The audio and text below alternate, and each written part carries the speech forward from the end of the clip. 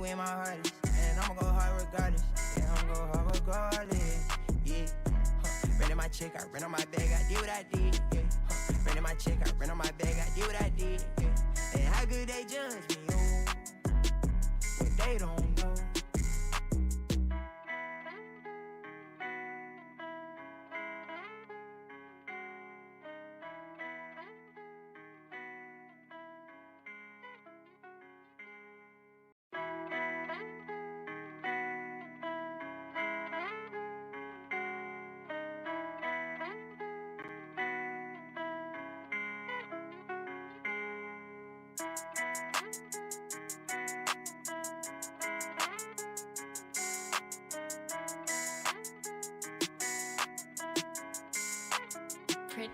Look at what I did, look at what I started.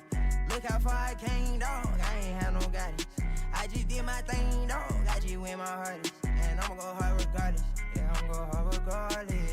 Yeah, renting my chick, I rent on my bag, I did what I did. Yeah, renting my chick, I rent on my bag, I did what I did. Yeah, and how good they judge me, oh, but they don't know. Setting Dylan Gabriel up. Look how far I came, dog, I ain't had no guidance. I just did my thing, dog, I just where my heart is. And I'ma go hard regardless, yeah, I'ma go hard regardless. Yeah, renting my chick, I rent on my bag, I did what I did. Yeah, renting my chick, I rent on my bag, I did what I did. Yeah, and how good they judge me, oh, but they don't know.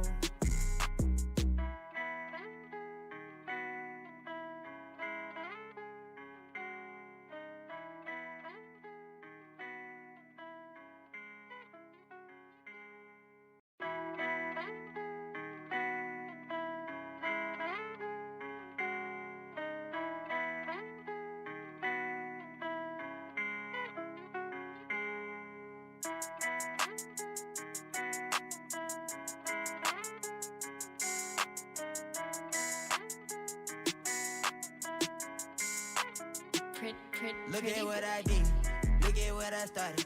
Look how far I came, dog, I ain't had no guidance. I just did my thing, dog, I just where my heart is. And I'ma go hard regardless, yeah, I'ma go hard regardless. Yeah, renting my chick, I rent on my bag, I did what I did. Yeah, renting my chick, I rent on my bag, I did what I did. Yeah, and how good they judge me, oh, but they don't know. Setting Dylan Gabriel up. Look how far I came, dog, I ain't had no guidance. I just did my thing, dog, I just where my heart is. And I'ma go hard regardless, yeah, I'ma go hard regardless. Yeah, renting my chick, I rent on my bag, I did what I did. Yeah, renting my chick, I rent on my bag, I did what I did. Yeah, and how good they judge me, oh, but they don't know.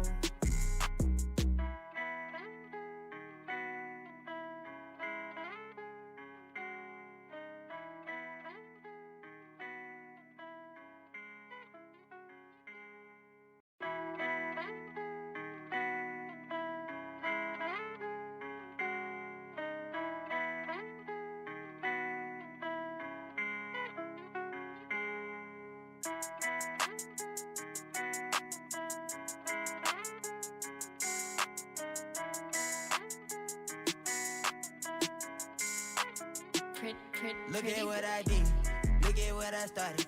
Look how far I came, dog, I ain't had no guidance. I just did my thing, dog, I just where my heart is. And I'ma go hard regardless, yeah, I'ma go hard regardless. Yeah, renting my chick, I rent on my bag, I did what I did. Yeah, renting my chick, I rent on my bag, I did what I did. Yeah, and how good they judge me, oh, but they don't know. Setting Dylan Gabriel up.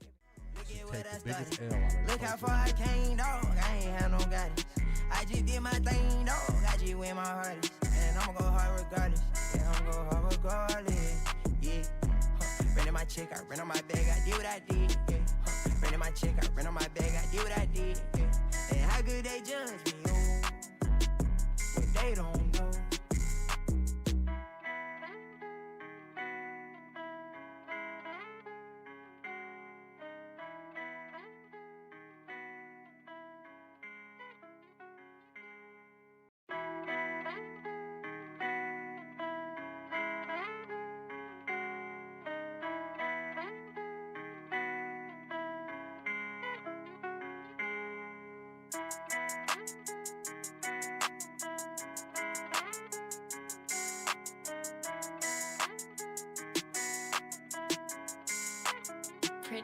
Look at what I did. Look at what I started. Look how far I came, dog. I ain't had no guidance. I just did my thing, dog. I just went my hardest. And I'ma go hard regardless. Yeah, I'ma go hard regardless. Yeah. Ran in my check, I ran on my bag, I did what I did. Yeah. Ran in my check, I ran on my bag, I did what I did. Yeah. And how good they judge me, oh. But they They're don't know. setting Dylan Gabriel up to take the biggest L out of the Look how far I came, dog. I ain't had no guidance. I just did my thing, dog. I just went my hardest. And I'ma go hard regardless. Yeah, I'ma go hard regardless. Yeah. Ran in my check, I ran on my bag, I did what I did. Yeah. Ran in my check, I ran on my bag, I did what I did. Yeah. And how good they judge me, oh. But they don't know.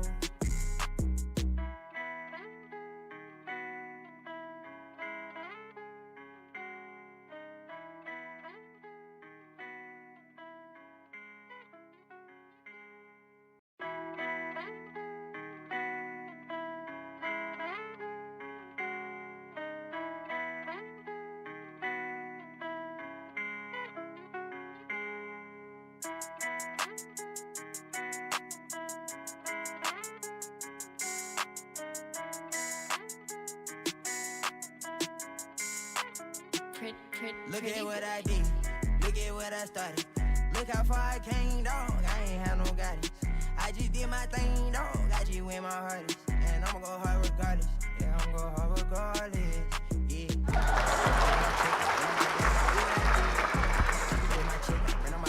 What is going on, everybody? What is going on? Dylan Let me Gabriel get up. on the screen. Where we at? Take Where the we at? biggest L out of the Look how far I came. Here we go. Here we go. Here we go. We on the screen. All right, do a quick sound check. Make sure we sounding good. I feel like a rapper or R&B singer when they be on stage. Mic check 1 2 1 2. Mic check 1 2 1 2. Let's see. Let's see.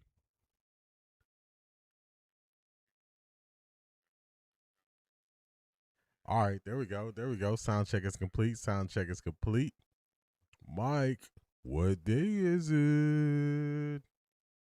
It's hump day. All right, solid. We good. We good. We good. We good. We good. We good on this Wednesday. On this Wednesday. Got a good one today, y'all. Got a good one. Kind of want to let y'all know what my mindset is going into the day and just kind of level set a little bit. I see people who are ready to call the quarterback competition over. It was never a real competition. It's just they're forcing Deshaun Watson on the organization. I see all these things, and I'm just going to hold out, and we'll talk about it more. We will talk about it more because I see people kind of they starting to crash out, y'all. They're starting to crash out. But we're going to see. We're going to see. We're going to see. All right, we got to do like only we can. We got to go through and greet everybody in the chat, starting from the top. We're going to greet everybody. First one in the box. First one in the box was Selmo Fudd. Good morning, D. Happy hump day, big dog. What's going on, Selmo Fudd? Glad to have you here. Glad to have you. Where we at? Here we go. Here we go, Brownies. Here we go. Woo, woo. Here we go, Brownies. Here we go. Woo, woo. Here we go, Brownies. Here we go. Woo, woo. Glad to have you here, Selmo Fudd. Craig, what's going on? Good morning, D and the fam. How's everyone? Craig, what's going on, man? Glad to have you. Glad to have you. Brent, what's going on? Buenos dias, D in chat. What's going on, Brent? What is going on? Glad to have you. Can I pet that dog? No, he's Can I sleeping. pet that dog? No, he's sleeping. Can I pet that dog? What's going on, Black Pearl? Top of the morning, everyone. Happy hump day. What's going on? What's up? What's up? What up? What is going on? Mrs. Brown, good morning, family. Hope all is well. Same to you, Miss Brown. Definitely one of the day ones in the building. Glad to have you here today.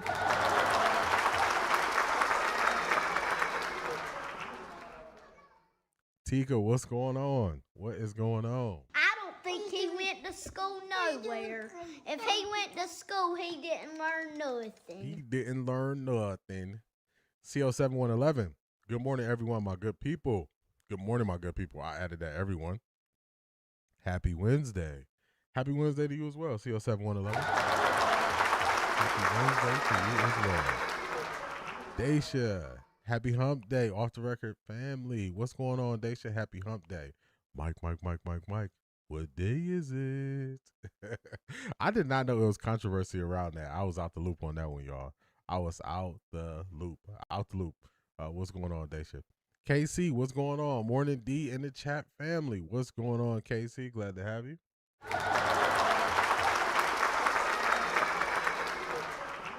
What's going on, Tessa? Tessa, you know it always becomes a point in the stream where I'm like, well, shout out to Tessa. I got to use that. Well.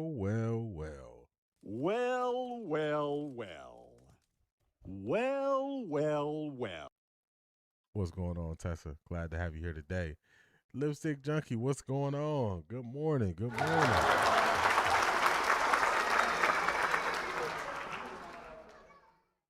People trying to give Deshaun the Dillon treatment. They shouldn't do that. We all see how it's working out for him.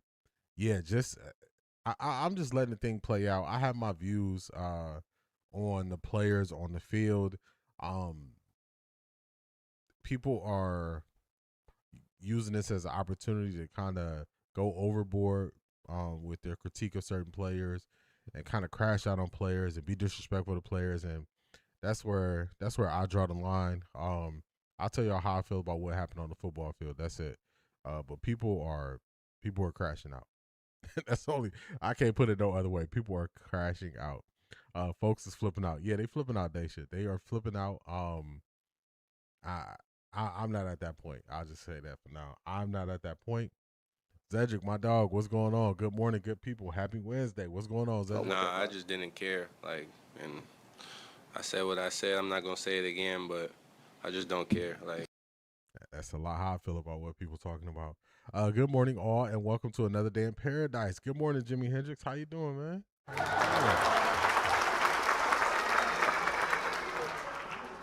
Asante, what's going on? Welcome in, Asante. Glad to have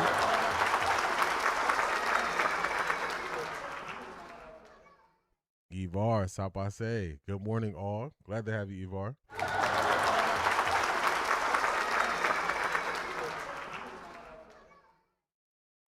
Oh, my goodness.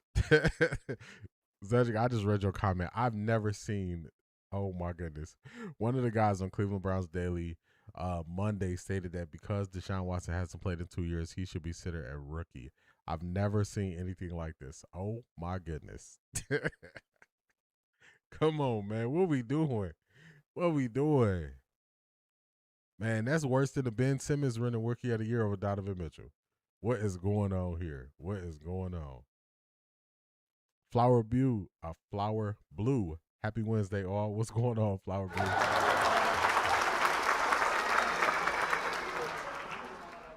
Did y'all see the video of the Cowboys and Saints scrimmage? Had 10 fights. I did see that. I saw some commentary. They were talking about number 34 for the Cowboys. Came in late, tried to sneak somebody, got his helmet yanked off. Then he got suplex at the end. They was like, they need to cut him right now. I was crying laughing at that. Crying. They did. I heard it on this clip. If we have time, D, can we play it?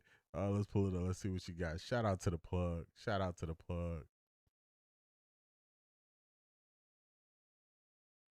All right, yeah, we can get to it. Been at peace since last season. Just sitting back right now. That's it. I'm just letting it play out. My take or my stance or my view, I'm willing to change it with new information. But right now, I don't have a reason to change my stance. Hold on, y'all. Sorry, got something in my eye. I don't have a reason to change my stance, so I'm not changing my stance at this point. Zed, this guy must thinks Deshaun redshirt for 10 years. Just crazy. I never heard that. So I don't know, man. They're making excuses. Let's do this. Let's do motivation, and then we'll get into what Zedric shared with us after motivation. I try to tie in the motivation into how I'm feeling and how I'm viewing things and how I'm viewing the situation. And I believe I do that again today with the motivation. But this is how I'm feeling, y'all. So let's get to it. Let's go this one. And let's get it added here. We got this one. All right, so y'all know, shout out to Key Mathis. I haven't seen her yet today, but shout out to Key Mathis. She put me on to Dr. Miles Monroe. I can always listen to Dr. Miles Monroe. It's unfortunate that we lost him just with how much wisdom he had available to him. And his legacy will forever live on, because the way that the ministry that he had is still releasing clips from him or videos for him, long form videos from him, and then people clipping him, his legacy gonna live on. But here we go. This is motivation for the day.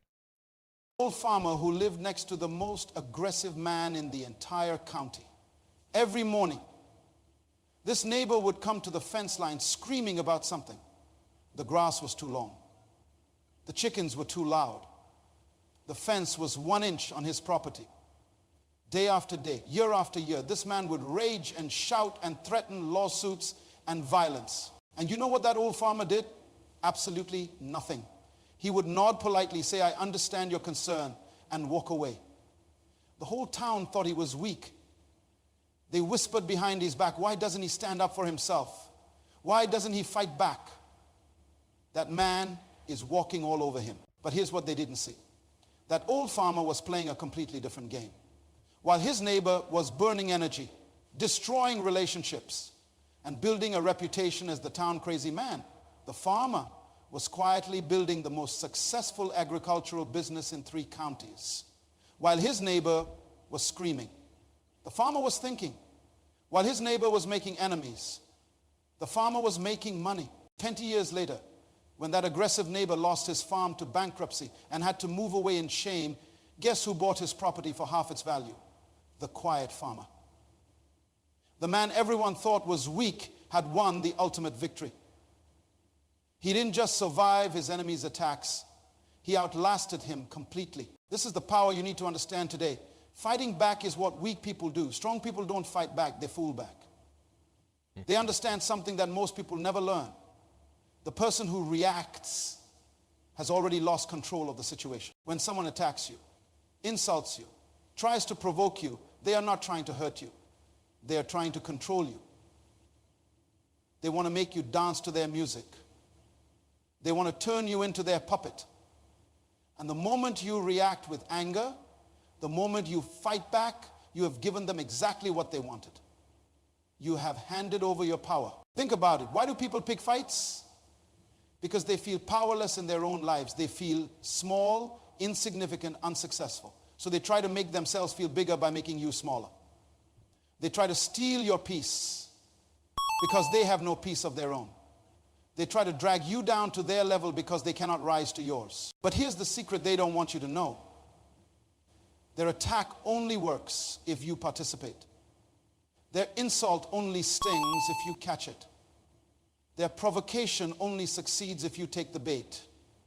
Without your reaction, they have nothing. They are like a fire without oxygen. They simply die out. I remember.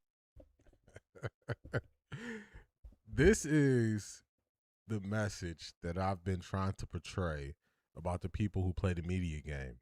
I just don't look at them. I just don't watch them. I just don't give them any energy, because they are playing the game that they want to play. They know exactly what they're doing. If you're a part of the All Access crew, you're on Patreon. You heard me yesterday speak on why I don't show Chase Daniels on stream. Only for 12 hours later, Chase Daniels to put out a flyer about how now he's going to break down Shador and what everybody missed. It was almost like he was there listening and knew. I gave him a cue. All right, it's time. Activate the next order in the plan. So, I limit how much energy I give to people who don't control the situation. I limit how much energy I give to people who are using your emotions against you, who are pulling at your strings, emotional strings for views. I limit how much I watch those people. And also, I'm a person that has my own opinion. So since I have my own opinion, a lot of times it's hard for me to sit and watch other people just make up something and call it an opinion. So I, I would just say, be careful who you allow to control you, because that's what it is. They take a chunk out of your day, they take some of your energy, and they might have you feeling away, even though they have no influence over a decision that you're thinking about. So just protect yourself, everybody. Protect yourself. Protect yourself. Let's catch up on the chat. And now it's he doesn't take the layups. Same folks that say they watch film. Yeah, these people don't watch film. We didn't break it down to the way I would like to yesterday, but we watched it. We spoke through it. Y'all see, it's almost like they watch a different game than everybody else. It's like they watch a different game. Man, RP D'Angelo. Oh my goodness. RP D'Angelo. I did not know about that. Man. RP D'Angelo. Reaction equal control. That's a word. That's a fact. That's what it is. Have to be counterintuitive. I agree. Charmaine, what's going on? Not only does she have the letters behind her name, her daughter has them as well. Nurses in the building. What's going on, Charmaine? What's going on? Let me give my round of applause for you and your daughter. What's going on, Charmaine?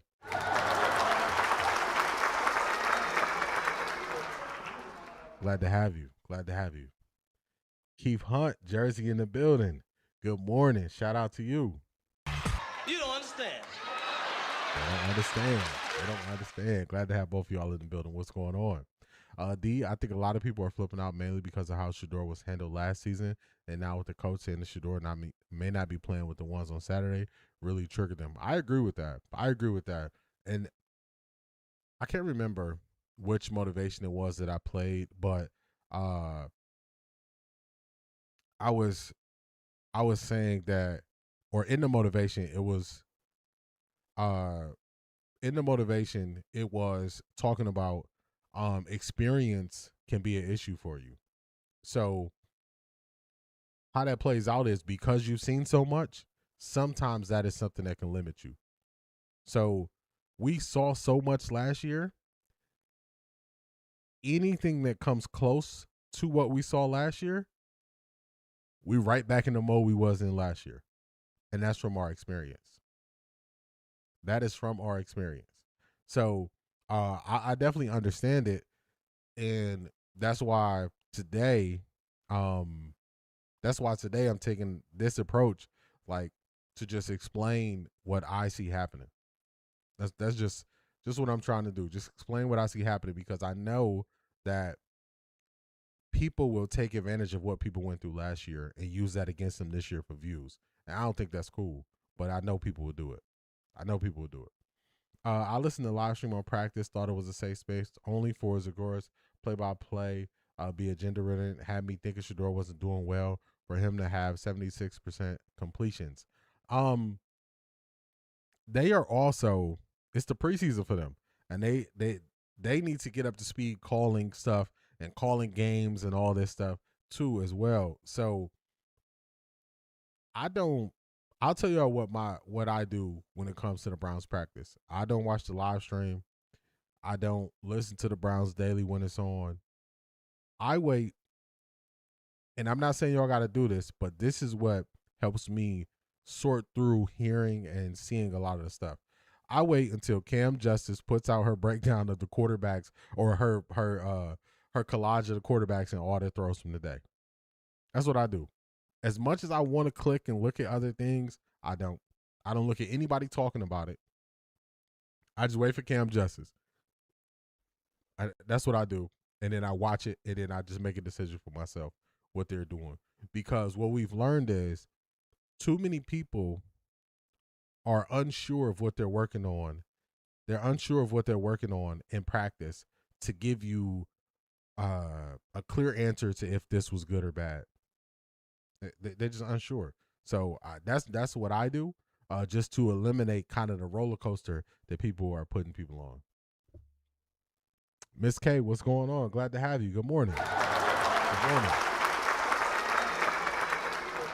Chase Daniels is just trying to get views. I remember how he acted during the draft. I cannot forget how he acted during the draft. I can't forget how he acted after the draft.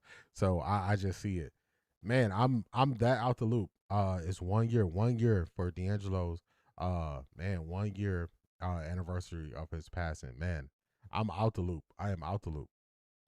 Out the loop. R.I.P. D'Angelo. D, I wanna let you know I really do appreciate you. Thank you for your level head. You wanna know something funny, Tika? I think I was born this way. When I was a little kid, of course I had times where, I wouldn't be level, but in certain situations, I think I told y'all this story before. They used to call me the professor when I was like 7 years old, because I would just be sitting back, just scoping the scene, trying to process and break down what's happening in front of me and how this thing is unfolding. So I think I was just born this way, but I always try to just, kind of just slow down and just sit back and look and people's going on. So definitely glad that you appreciate that. Definitely glad you appreciate that, Tika.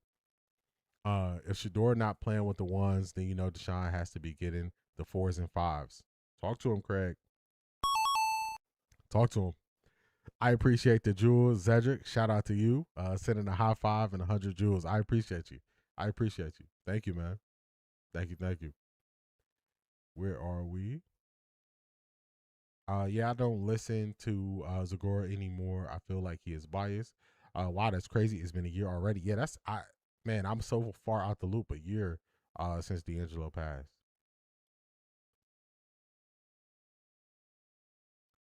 Live gratefully. What's going on? Good morning. Good morning. Glad to have you. Glad to have you. Just getting in the room. What's good, people? Pitboy, what's going on, man? Glad to have you. Live gratefully. I appreciate y'all. I appreciate y'all. I appreciate y'all. Appreciate y'all. What surprise he used to be objective. If Kozar not talking, I'm not listening. Yeah, Bernie understands what the quarterback is going through, so he is using that experience to help explain it. My thing is how is everyone skipping over the whole week rushing to get to Saturday. Thursday also matters. For real. Thursday matters. Thursday matters big time. Thursday matters big time. And Saturday also matters, but I think they are overlooking.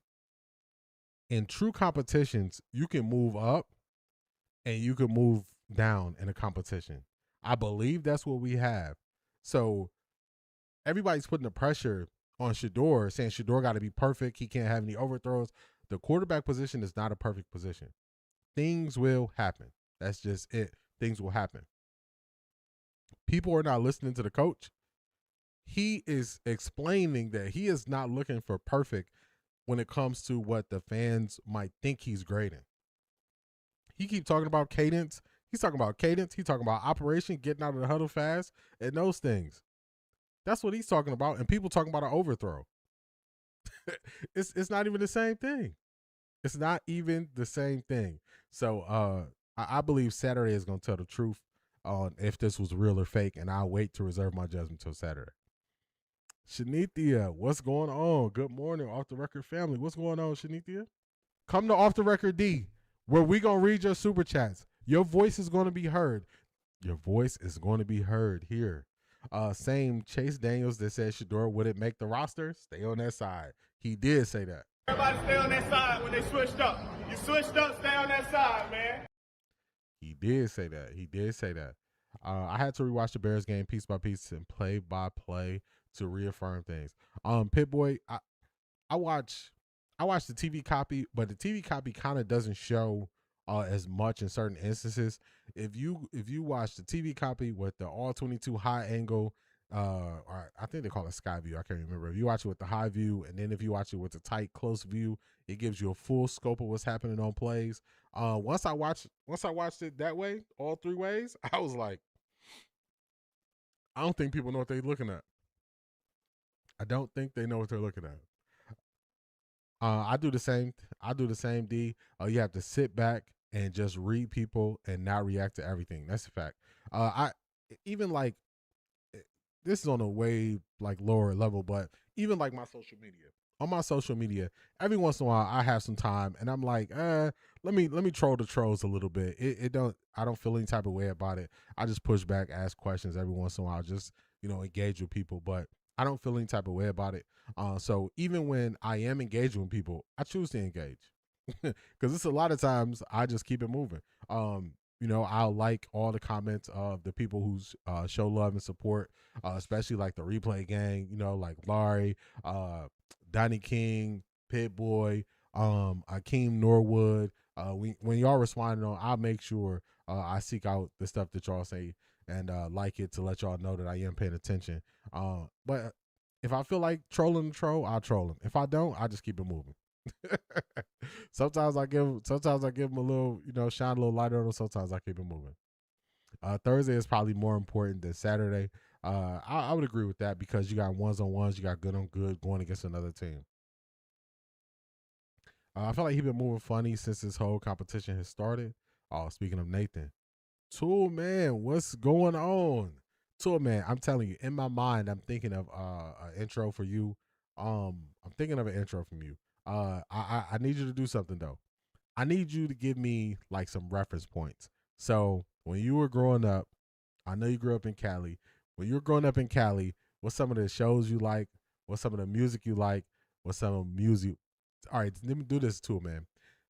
Send me growing up your 3 favorite shows, your 3 favorite movies, and your 3 favorite songs. Send that to my ex. Send me a message on X with those things, Tool Man. Give Watson rope to hang himself. Yeah, Watson got to go out there and perform as well. This is performance based. We're gonna get to that later. We're gonna kind of laugh at the Ocho Cinco and Nightcap situation, but this is performance based, and I think people forget that. I don't remember if you addressed it. Do y'all think Watson will play the whole third quarter with the threes like Shador did, or will he sit out after one series because of Thursday's practice? For now, I can only believe that he's gonna play the whole third quarter. For now, I don't have control, but that's what I think for now. If something happens and coach says something different later on today, then I might change that. But for now, I think he's gonna play the whole practice. I'll wait to see what coach says on Thursday if that changes. But for now, I think he is. Thursday is the first second team get tested in that scrimmage. I agree. I'm surprised it's not a 2-day. I'm surprised it's only a 1 day. Usually, if it's 2 days, you get a whole lot more work, but it's only 1 day. I know there are coaches for all positions, but I feel like every season they let Shador break in the wide receivers, then move them over to the next QB. I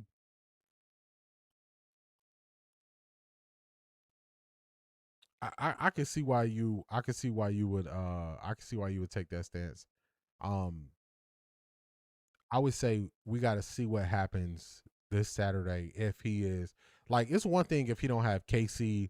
If you don't have Casey and Denzel out there who kind of slated to be starters, but if we get a couple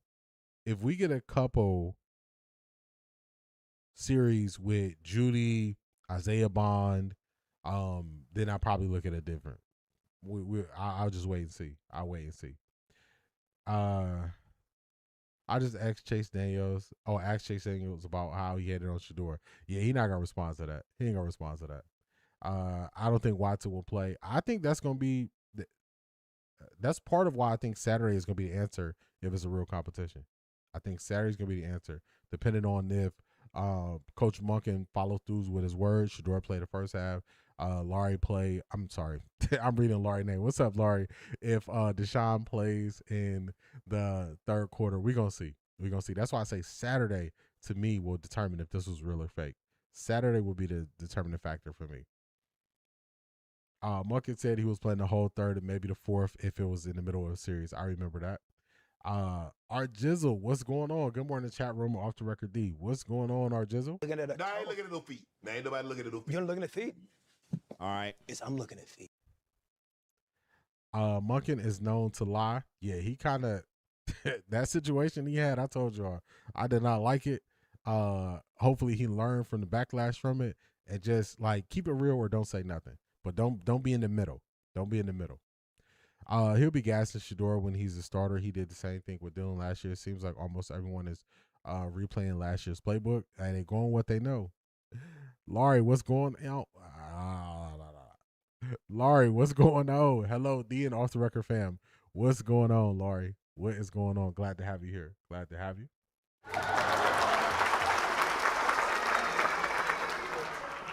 You only have two chances to lie to me, then I will side eye you after that. I don't disagree with that, Casey. I do not disagree with that. I don't care if he responds, just want to let him know we see him. Let him know. I like that. I like that. I like that. I don't trust any of these people anymore.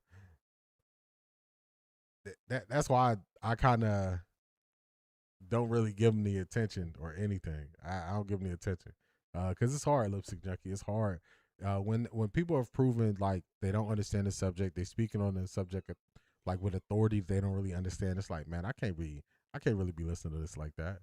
You know, I can't. So I understand it. Browns playing with fire. I agree with that.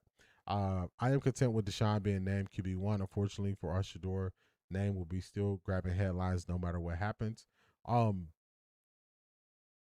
don't think I'm ready to say I'm content with Deshaun being named number 1. I just got to tell y'all, we're not there yet. But hypothetically, if Deshaun was named QB1, I don't think I would feel good about it. So y'all know I just got to tell y'all the truth. I don't think I would feel good about it. So I'm not going to make it up to you. I'm not going to fake it. I don't think I would feel good about it. I'm just letting you know. D, your face when he was explaining his lie. Laurie, you know what's so funny? I know that I do that, but in that moment, I didn't know I did that. When you said that on X, I went and looked at it, and I was like, oh, man. I was like, it was so obvious, because remember, I let it play. I let it play for 8 minutes. And at the 8-minute mark, I was just like, nah, I can't go for this. This is not working for me. Like, this is not working for me. It is not working. They better hope our guy doesn't get hurt while they playing. Yeah, I hope nobody gets hurt. I hope nobody gets hurt. Afternoon D in chat. Better late than never. Hashtag New Cleveland. Derek Spinner. What's going on? What is going on? Glad to have you in the building. No, that's unsettling to me. Yeah, I can't lie about that. I would not feel good about it. Like, I just got to tell y'all. I got to tell y'all what it is and how I feel. It was just something about how he said it wouldn't be fair if he didn't give Shador the first half Saturday. Something about his tone made me feel he already made a decision to start Deshaun. I can see why that was something I noted too when I was listening to him. I just believe Deshaun, if this is a real competition, Deshaun still has an opportunity to go out there and not run away with the job. And I believe Shador going in, knowing he's starting regular routine, I think he could go in there and perform. So what bothers me is when the public was condemning Deshaun for all those interceptions. He addressed it to quiet the noise. So I think he should do the same for Shador on Saturday. Let him play with the ones. Yeah, we gonna see. We gonna see. We gonna. I think the ones is out. I think it's out. I don't think he's gonna play with the ones. Unfortunately, I would want to see him with the ones for sure, but I don't think he is. It's just unfortunate. Deshaun Watson hasn't played against anyone's defense that had game plan for the Browns. I agree with that. If he's named QB1 based on what he did Saturday, I won't be okay with that. Yeah, Lipstick Junkie, I'm there with you. I'm like, I don't know about that. I'm like, I would not feel good about it. Here's one for everyone. A beautiful morning by the Rascals. A beautiful morning by the Rascals. These owners play these games because people become content. I'm not spending money for tickets, jersey, etc. to be content. I agree with that. I'm not gonna be out here supporting something I don't believe in. I agree with you there. Let's see. Make sure I get that.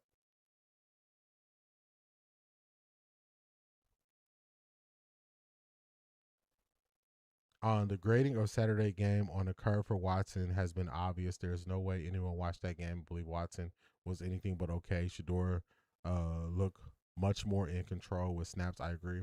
On Todd Monken show yesterday, the way he claimed he was going to split the reps Thursday, each quarterback getting 5 reps doesn't make sense. How can one judge that? I heard a little piece of that where he was saying they decided it's going to end up being like 15 total reps. I think 10 with the ones and 5 with the twos, if I'm not mistaken, or something close to that. So he's just saying Shador and Deshaun will split the ones. So out of the 10, they'll get 5, and then Dylan will get the reps with the twos, if I understood. I didn't see the full explanation. I just saw a clip of it. Now, if practice gets scrappy tomorrow, I can see them playing. I agree with that. Well, I know I'll be on hiatus after that Jacksonville game. If Deshaun Watson is a starter, I'm going to need a mental break from Cleveland. Understood. And that's what you got to do. You got to protect yourself.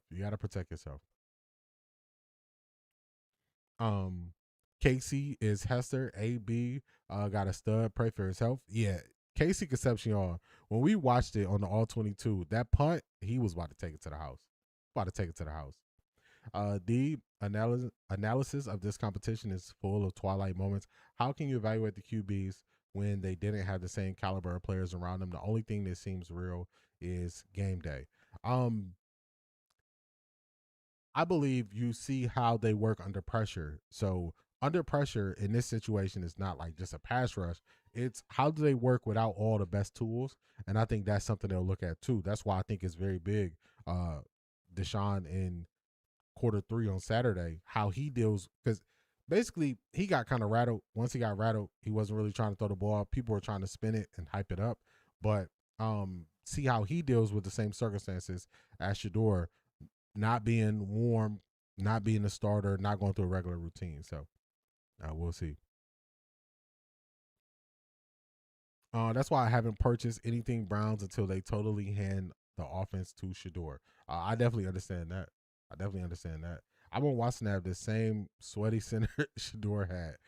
It's crazy because the center just had issues with snapping the ball that one time, but he's actually good, and he's a good blocker, and he's pretty athletic.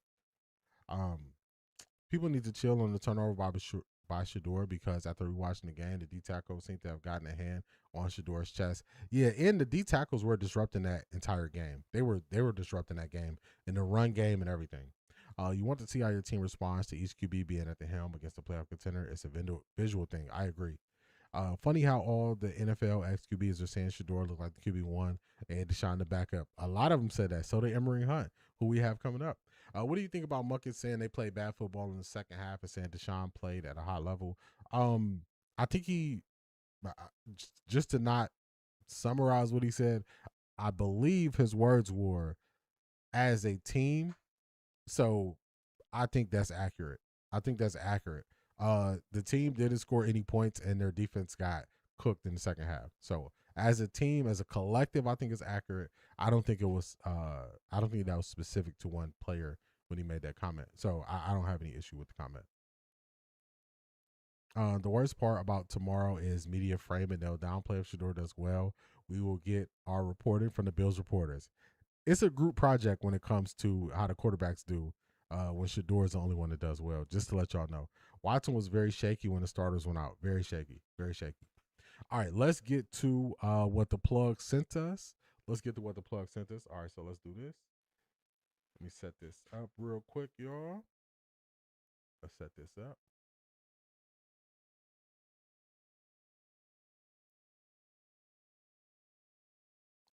Okay. I believe this from Cleveland Browns Daily. Zedric, should we play the whole thing, or was it a certain part from this that you wanted us to play? Because it's about 6 minutes, so it's not bad. We got a decent amount of time, so if you want us to go listen to the whole thing, we'll listen to the whole thing. Or if it's a certain spot you want me to jump to, I can. They also been trying to boost his confidence every day. Yeah, I think that is saying a lot. In my opinion, if Taylor plays, Deshaun will play very little, and we will not get a good comparison. Taylor is not supposed to play until the third preseason game. He's not slated to play this weekend. He's slated to play that Thursday. He's slated to play that Thursday against the Patriots. Also, I got a question. If you are part of Patreon, and you're here today, who is in Ohio? You don't got to shout out the city you in. I don't want you doxing yourself. But who is in Ohio if you're part of Patreon? I believe we got Selma for it. I believe Charmaine is also in Ohio.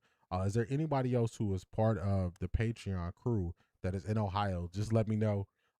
Respond. All you got to do is put OH. I want to do something on Monday stream, so I want to know who's in Ohio. But let's get this going. Shout out to the plug. When he was in there, obviously in a little bit of a tougher situation. He did not have the receivers out there that Deshaun had. He didn't have Boston or Concepcion.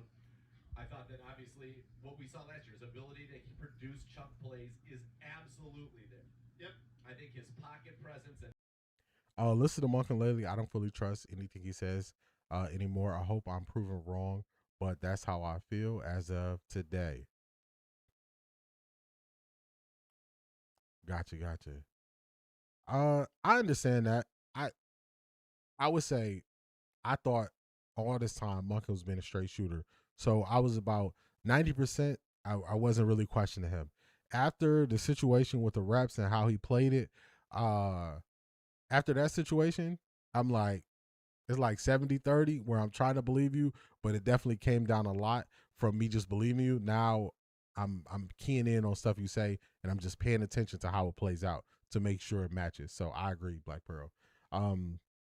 Lipstick Junkie, I don't live there anymore, but I'm from Warren and will be home this weekend for the game. Uh-oh. Tap in this weekend, Lipstick Junkie. Tap in this weekend. I'll make an announcement about that later on in the stream. I will say it again. No one should have to boost your confidence when you're a 10-year vet. Shaking my head. I agree with that. Warren in the house, I think. Derek Spinner. I think Derek Spinner's from Toledo, if I'm not mistaken. He will probably get the fourth quarter like DG did. Yeah, I think that's the third game, though. I think that's the third game that they said, if I'm not mistaken. I'm pretty sure it's the third game.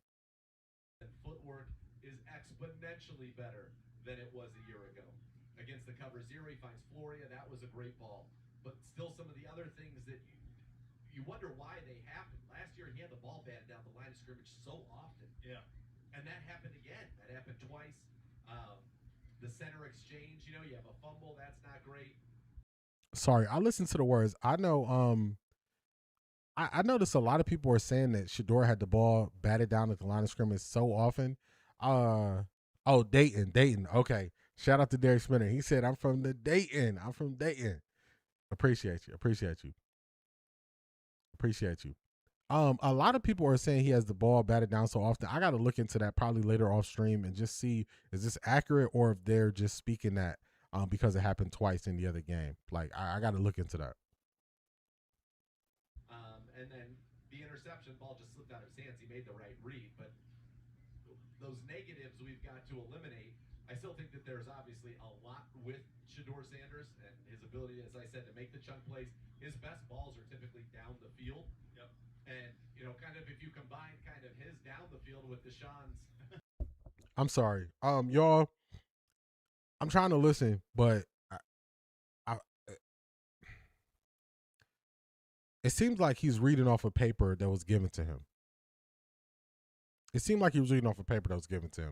Because Shedeur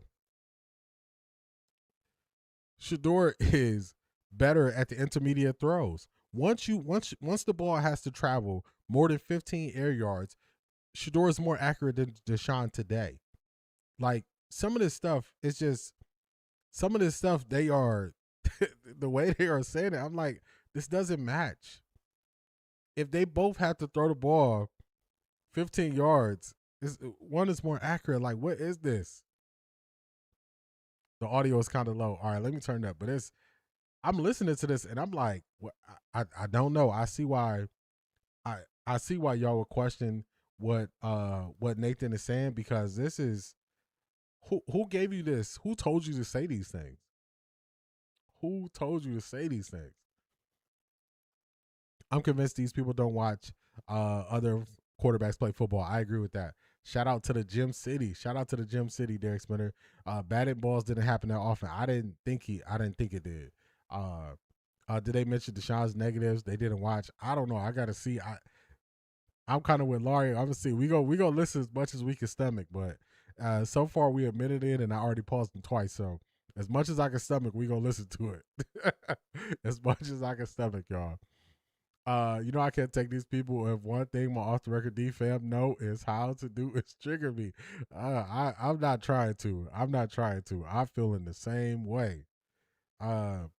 Is anybody speaking today? Yeah, we got players at 12, and then we got Coach Monken at 12:50. Facts, he was repeating what someone else told him. That's what it seemed like. I'm trying not to be too critical. I think people are getting confused. Last year, Shedeur had tip balls. The batted ball, the batted ball is unusual for him. Yeah, we gonna see. I got to look into it more because I just don't remember seeing it that often. Right, we could listen up until the rookie part. I had to push through yesterday to hear it. Okay, thank you. Put it on 2x. All right, got you. Hey, you know I'm a fan of listening to everything hyper speed. I'm not gonna go crazy. I'll just go 1.5. I'll go 1.5. I ain't gonna go too crazy on y'all. Let's play it. In rhythm underneath layups, yeah, you'd be saying, oh man, we got our quarterback here. But right now they both have things to work on still. I think that, Deshaun probably had the better day, but he had the better supporting cast. It's not apples to apples in any way, shape, or form. Shedeur with the chunk plays on his first throw to Gage Larvidan was excellent. Hit the top of his drop off that play action and threw that out right on the money. I thought again, he made some very nice throws. Another one to Larvidan, there was a hole shot that got punched out, but it was perfectly thrown ball from Shedeur Sanders. So I like that. Yeah, I think the competition's still very much on. I know Todd was pleased with both of them, but I still think there's room for both of them. And I go back to that Thursday is going to be very important because Deshaun did get a couple series against their one defense. I think 2 of them. But it still wasn't a lot of one-on-ones. No. And so this Thursday will be really kind of the only opportunity to look at that. Now, you can't get hit. It is a controlled environment, so that benefits the quarterbacks. But, the things that I really like, if you say my number one takeaway, is still what I said before. We have a lot of skill position talent, and it's going to be fun. I need Harold Fannin he's got to make that catch on the third down. He kind of had a very quiet offseason because he was hurt for so much of it. We haven't really seen the practice where we're like, oh, man, Fannin looks ready to go dominate, No, and he dropped one last week. Right.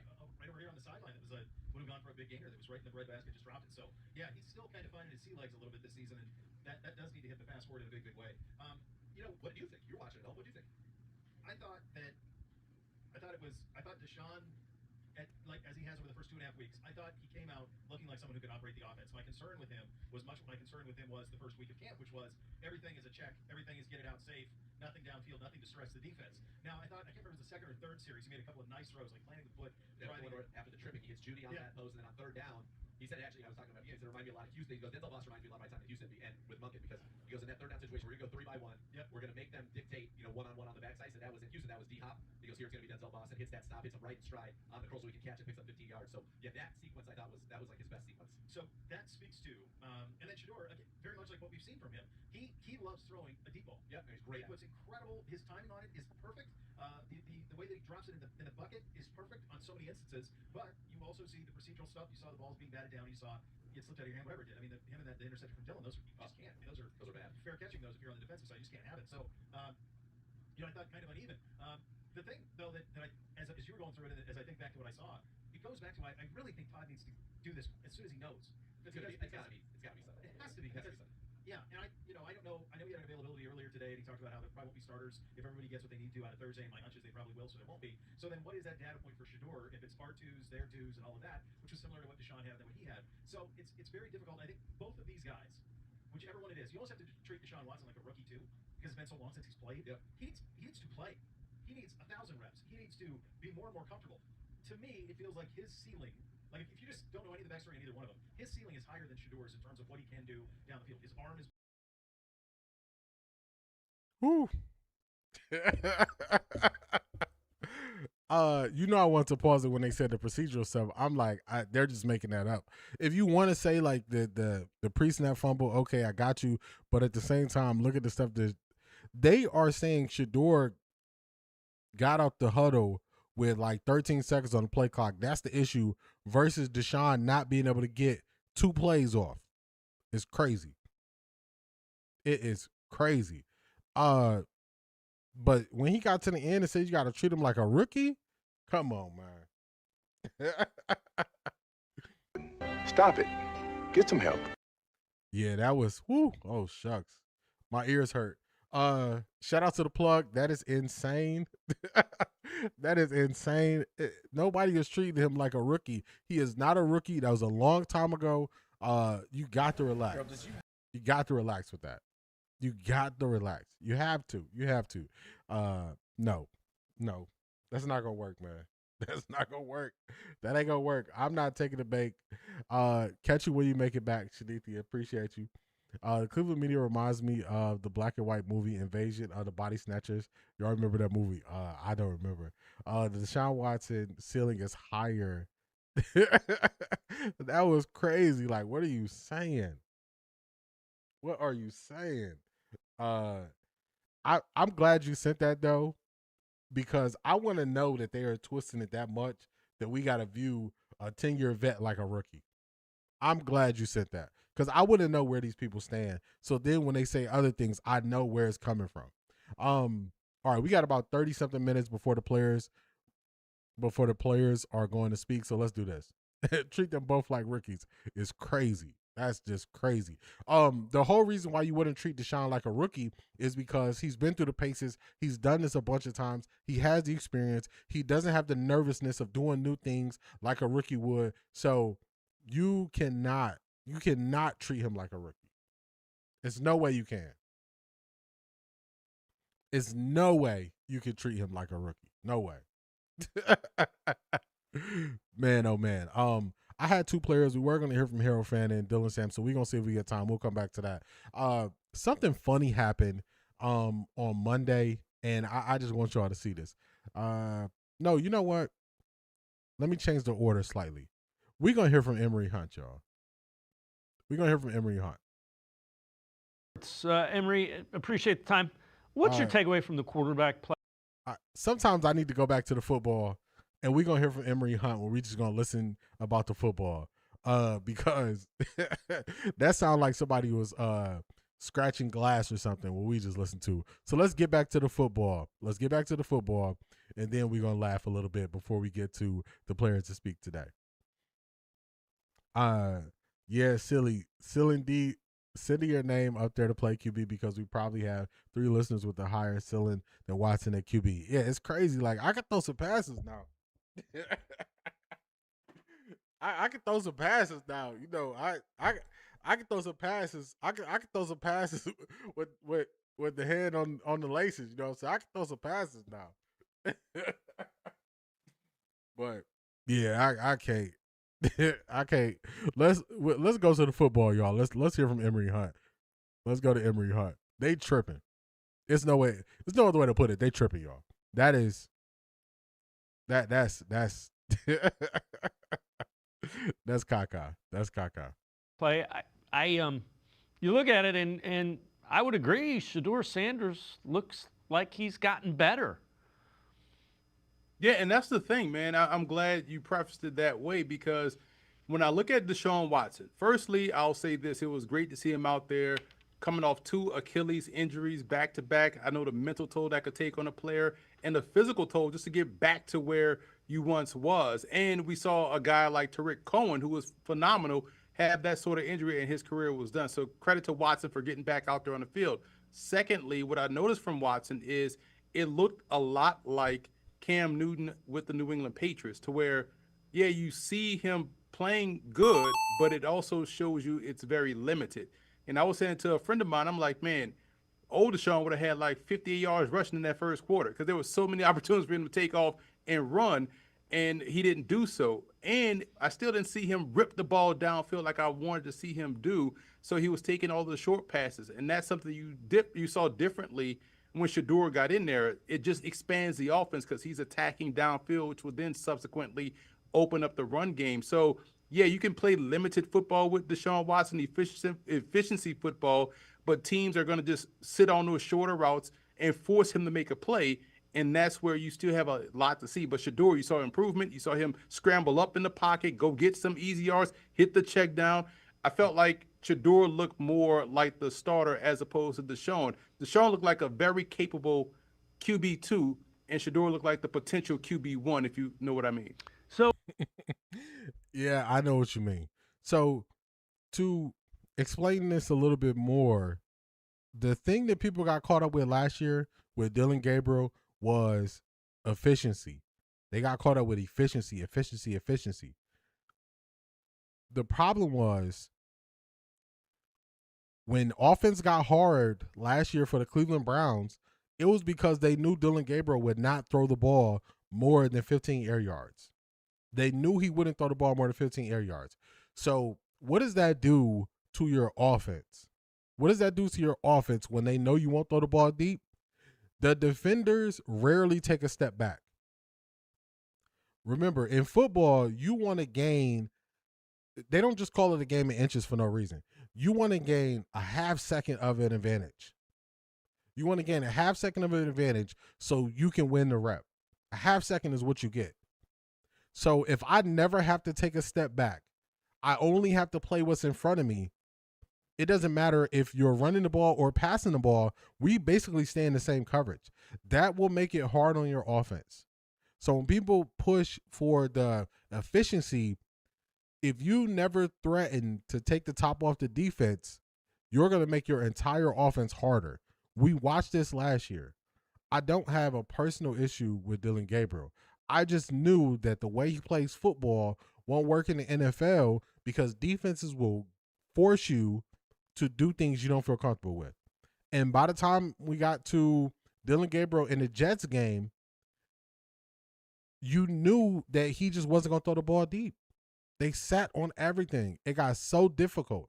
That's why they introduced the Wildcat. They introduced the Wildcat to add an additional blocker in the run game because of how defenses were scheming things up to take away anything in front of them. That is putting a strain on your offense. That's putting a strain on your offense. So if Deshaun doesn't throw the ball deep, it's going to make it harder, a lot harder on our offense. So when people say Shador only wants the deep ball, first I think it's not true, but I also think he understands the safety know I can't get beat over top. The play action is going to work better. The safety's got to make sure they're deep. The run game is going to get help.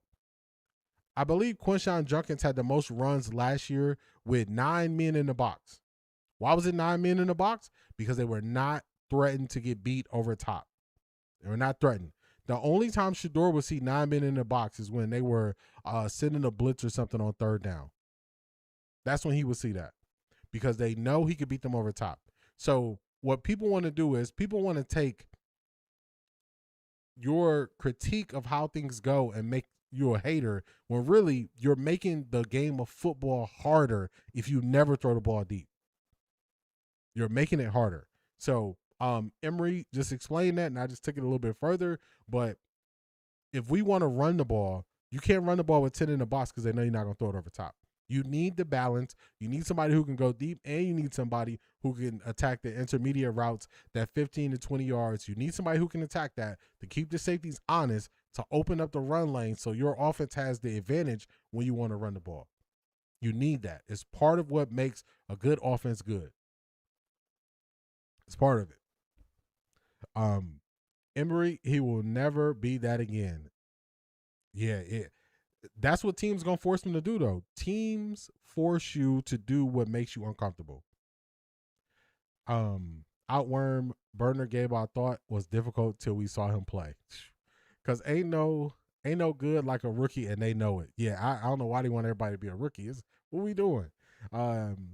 Exactly, Emory, he will never be that again. You mean attacking deep? Only up the sideline. Facts, I agree with Emory. Shador looks so much more smoother than Deshaun. Definitely more comfortable in the pocket. Look how deep the safeties were when Shador got in. There's the answer. That's just it. If the offensive line blocks better on their responsibilities when the safeties are that deep, you can average 5+ yards a carry because the safeties are the last line of defense. If your last line of defense has to be 12 to 15 yards off the ball, you got all that room in the middle. You have all that room in the middle. How would you feel with running the ball on first down And you start off with a play action, then you run the ball on the next first down, and you get in 6 yards and you stand ahead of the chains.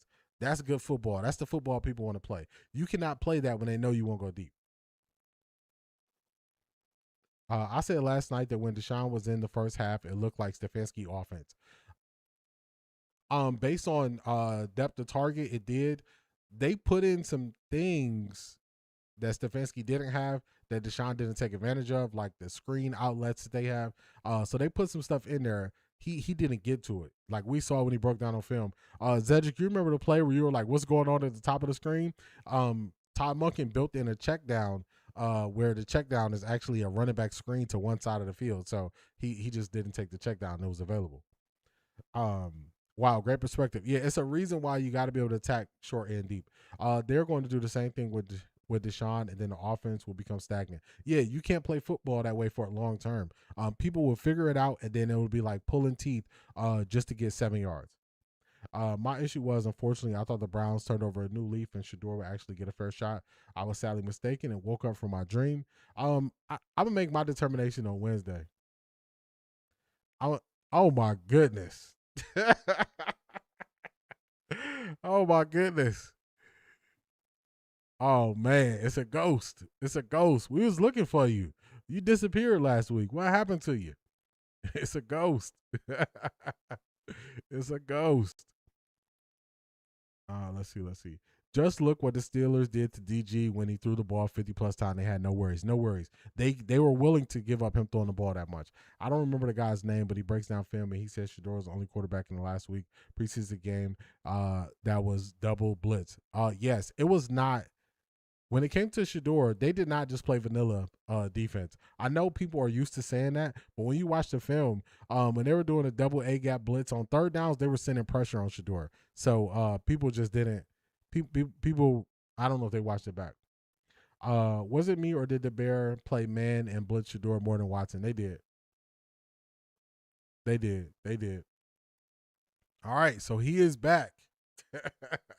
We were looking for you, man. You kind of disappeared on us last week. I don't know what happened to you. You disappeared on us last week. But shout out to you. Shout out to Alexander Bryant. Let's see. We'll do this one for you. I got money. Shout out to Alexander Bryant. He is back. I thought you was a ghost, man. I was gonna call Ghostbusters so they can go find you. Last week you disappeared, but you back. If Sanders can't beat out Watson, that speaks volumes. So I just want to break that down.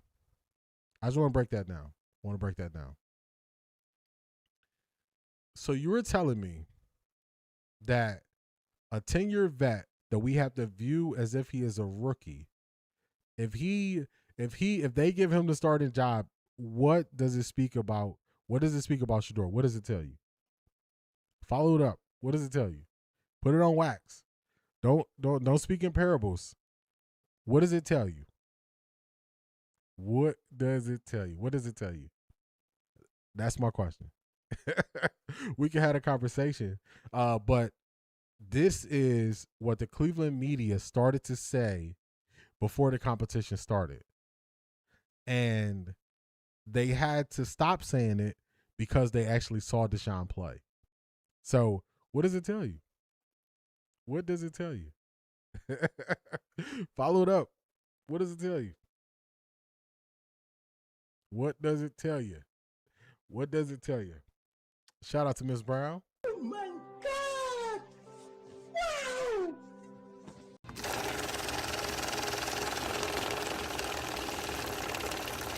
I got money. Shout out to Miss Brown, one of my day ones. Shedeur can beat out Deshaun. The organization was cheating. Best believe Saturday it's on. Talk that talk.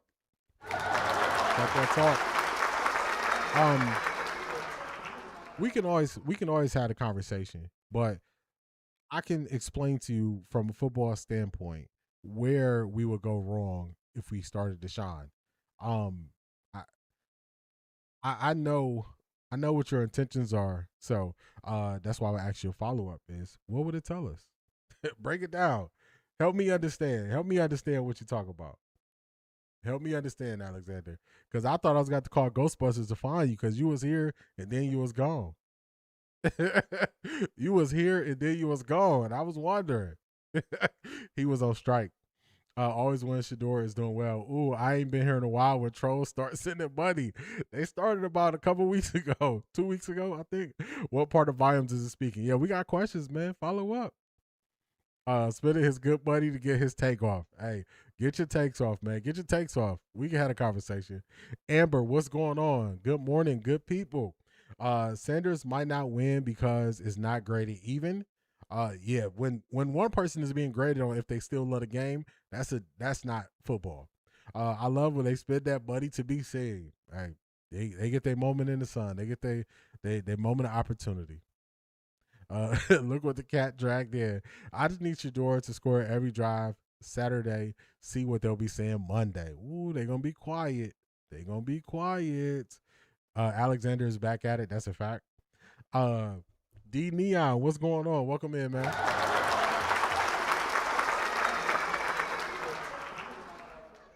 It would be over had Monken left the line, Watson had in. I agree. A 10-year vet can't separate himself from a so-called fifth-round pick. What does that tell you about the so-called fifth-round pick? Talk to him, Jimi Hendrix.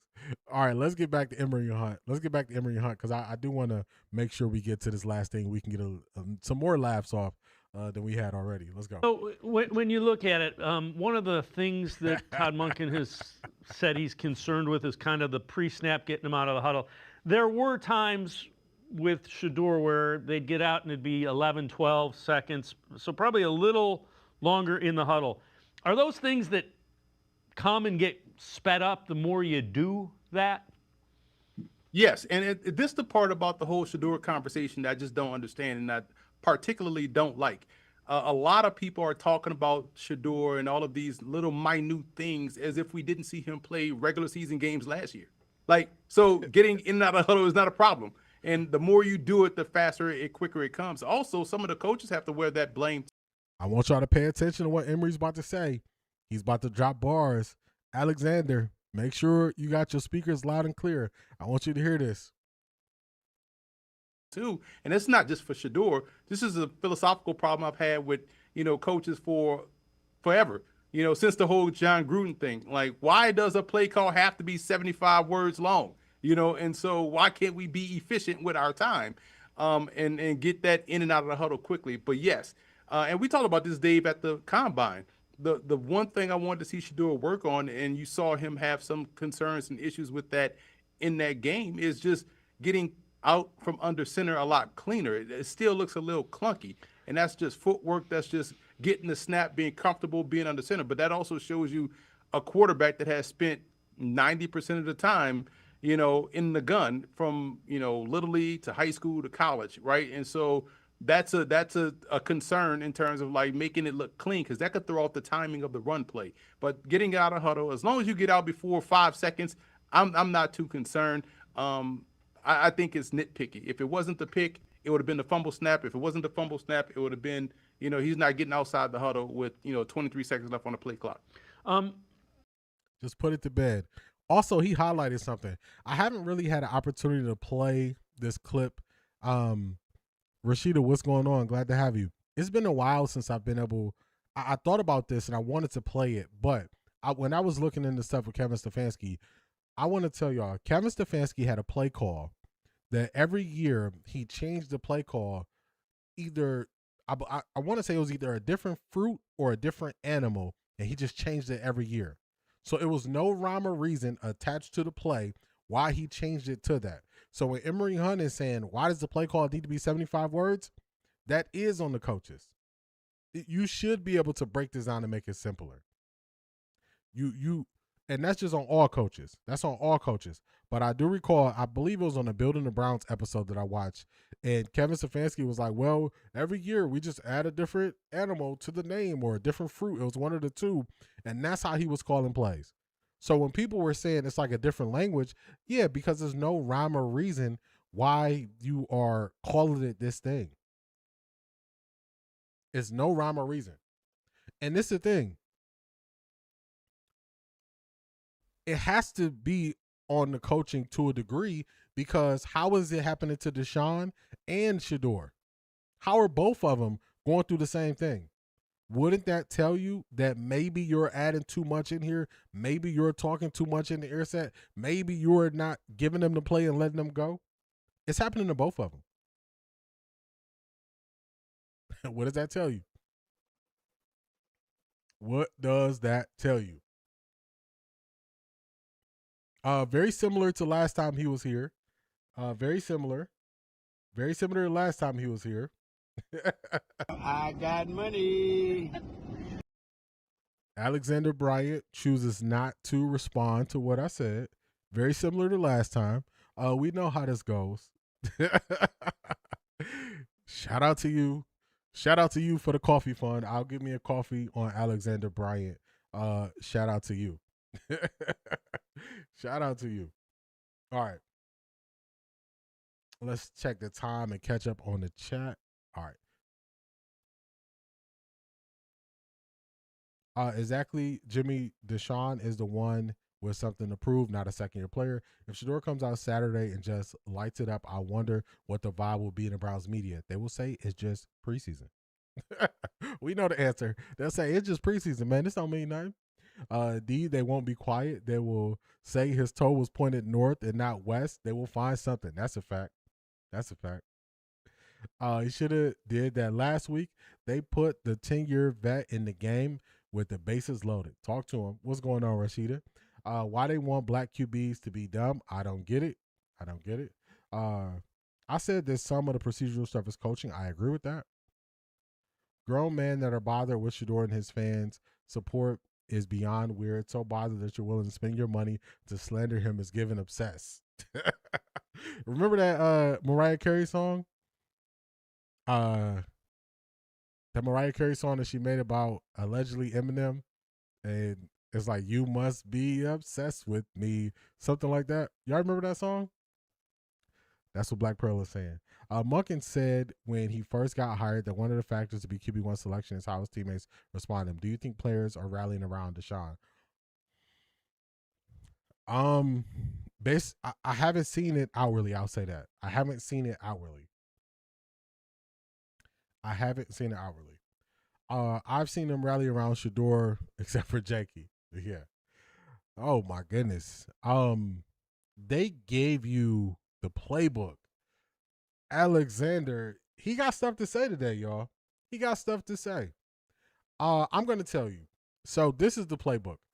First, you try to criticize Shedeur to see if you get a reaction. The reaction doesn't work. Then, when you are questioned and asked to explain, you move the goalposts. You don't explain it. And what do they do last, y'all? The last thing they do is say, I mean, I like Shedeur. I like Shedeur. You know, he's a great kid. I like Shedeur. If you just think back to the last year, that is the playbook that everybody has used with Shedeur. That's all it is. If you would have got a good reaction out of me that you felt satisfied with, you would have stopped. But you didn't. You just kept reading the playbook. You said, okay, man, trolling. All right, that didn't work. Wait, he questioned me? I don't know the answer to that. What am I going to do? Laughing emoji. Oh, man. After the laughing emoji, what's the last trick they got? What's the last trick? Man, they dig deep in that bag of tricks. They dig deep in that bag of tricks, and they like, when all else fails, tell them I like Shedeur. When all else fails, y'all, all else fails. So let's read it. Shout out to you. You said, you know what? I told you I was going to get a coffee. Now I'm going to get me a sandwich. I'm going to get me a sandwich on Alexander. So let's play it. I got money. I like Sanders. I just don't think he's that good. I think the fans overhype him because he's Deion's son. Just me. When he took over last year for Cleveland, I seen nothing special. We can keep having a conversation. I would ask you, what should his performance have been considering he had statistically the worst offensive line, the worst receivers, and a poor offensive scheme? What should the outcome have been? I'm just going to ask the question, man. What should the outcome have been? You tell me. Tell me what he should have did with it. What was the expectation that he was supposed to? He had an offensive-minded coach who got fired because the offensive-minded coach offense was so trash. What should he have done with the 32-ranked offensive line and the 32-ranked receiving core? What should he have done? Talk to me. Talk to me, man. Tell me. Hey, I'm all ears. Just talk to me, man. just talk to me. Didn't Monken say his thing was simplifying the game so that the players could catch on to play faster? That's what he said, but we got to see it. By your logic, you underestimate him because he's Deion's son. Yes. In the words of Mike Tomlin, we do not care. Not go play in traffic. I remember that song. Yes. Why are you so obsessed with me? They be obsessed with him. What's weird is the same haters trolls on Browns pages are the same on Colorado pages. Yeah, just looking for a reaction. You like him but can't say nothing he does positive. Oh man. Art Jizzle, I have a black friend. You funny. Whoops. It's amazing how you don't troll Arch and think he's overhyped because of his relatives.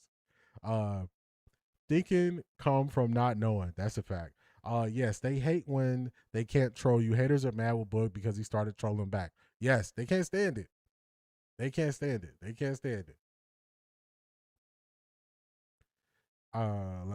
see. Shout out to Black Pearl. Oh my God! Wow!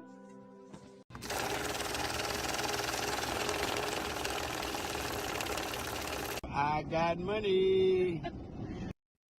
What's up? What up? Shout out to Black Pearl. I like Shador, but his confidence makes me feel insecure. We see you. We see you. Hey, man, you're going to be seen over here. You are going to be seen over here. We see you. Shout out to Black Pearl for all your support. I appreciate you. Shout out to him for giving us a good laugh. Shout out to Alexander for showing up and giving us a good laugh. But, man, look. Trolling won't work with me, man. In the words of Mariah Carey, you delusional. Boy, you're losing your mind. Let the smoke clear, my dog. Yeah, it's okay. Let's do something, y'all. We got a little time. We're going to start off with the interview portions a little bit late, but we got this. We got to get to what is our main event. We got to get some more laughs in.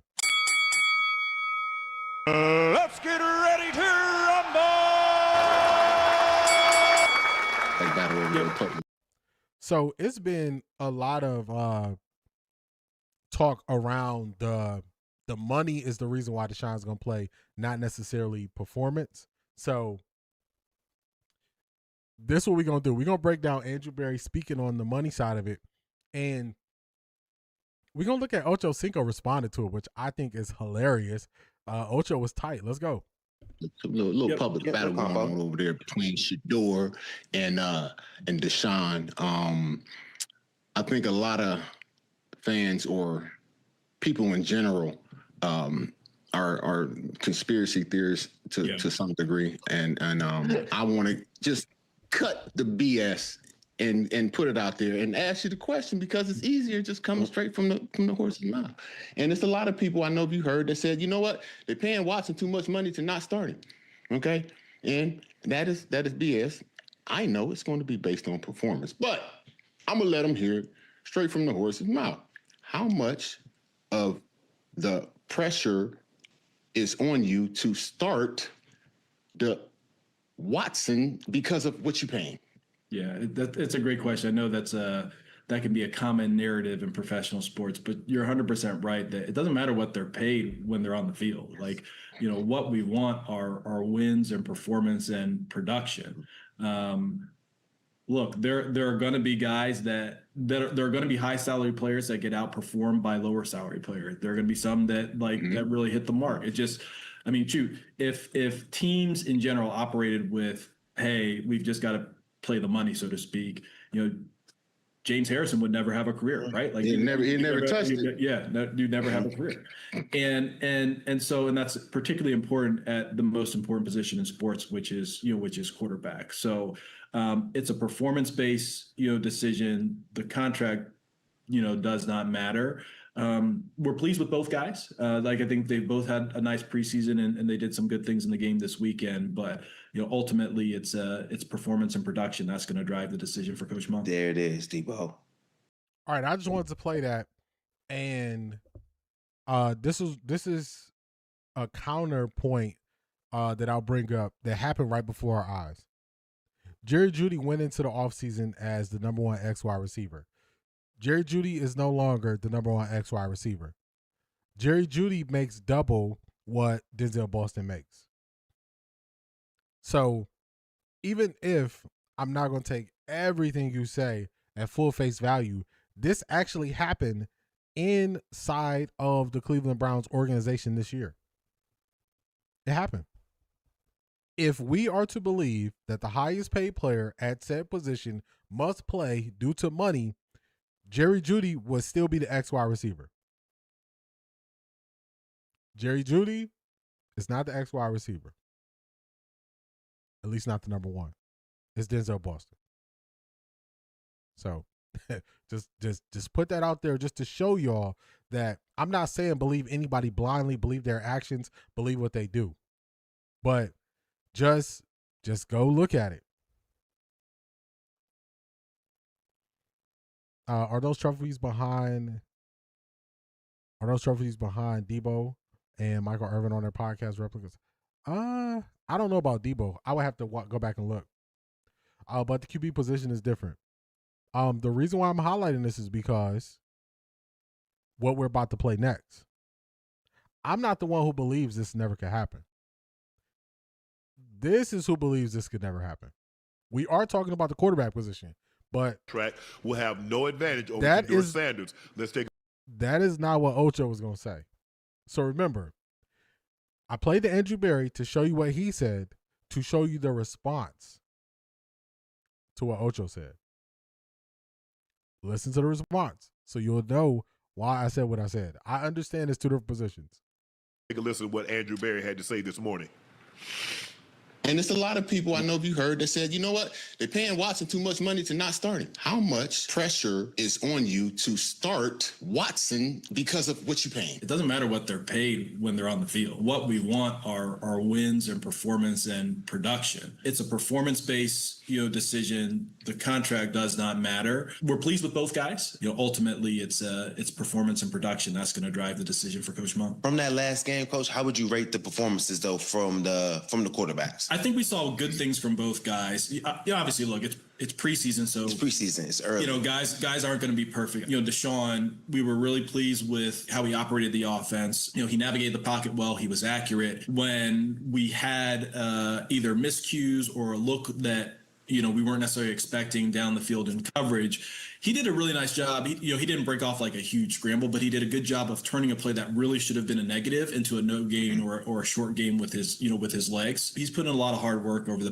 last year plus. And then Shedeur, I think we continue to see major growth in Shedeur's game, both in terms of his processing speed. Obviously don't like to see the turnover. On the whole, a lot of good to take, and then some good moments where we're going to be able to coach off of them and then really improve as we go into the Buffalo week. Yeah, definitely. Ocho, you believe what he said? Come on, man. I mean, listen, I respect Mr. Berry, huh? Yeah. You hear me? I respect him. I love him. He has a very tough job to do. But to sit there and say that what you're making does not have any significance, whether you start or not, when it comes to money, come on, man. I'm saying, Ocho, man. what else? Hey, Joe, in the history of this game, it's never happened where someone's making that kind of money and someone else beats them out of their position. It hasn't happened ever. Ever. Listen. That is why I made the argument. I didn't make the argument based on this position, that position. My argument is a counter argument to what Ocho was saying. I totally understand one is a quarterback, one is a wide receiver. Did Ocho say here only if it was a quarterback, only if it was this, only if it was that? No. He is starting his crash out very emotional and strung out. Not strung out, that's not the right word. And high strung. So that is why I highlighted that. He did not say, has it ever happened with a wide receiver? He never said that. So remember, that is the reason why I played it. I totally understand one is a quarterback, one is a receiver. Totally get it. It's okay to, when you ask, this is why, like a politician, you ask a politician, they'll answer the question without really answering it. And if you know the game, understand the game, you understand the business when it comes to this game, you know they lying. Yeah. Like, come on, man. I understand it, but he has to do that. He has to come on and say that. He can't tell the truth. But even a blind man can see how this business has always worked when it comes to the person making the most of the money. They've always been the starter. If you play receiver, you're making the most money. Who's getting the most opportunities, Unc? The guy that paid them, they get paid the most. Ding, ding, ding, ding, ding. Now do y'all see why I said that? Now do y'all see why I said that? He just opened the door for it. He just opened the door for it. He opened the door because he is emotional. He is not thinking this thing through. This was recorded after it was announced that Denzel Boston will be the #1 X wide receiver. The exact same team that they're speaking about has already defeated his argument.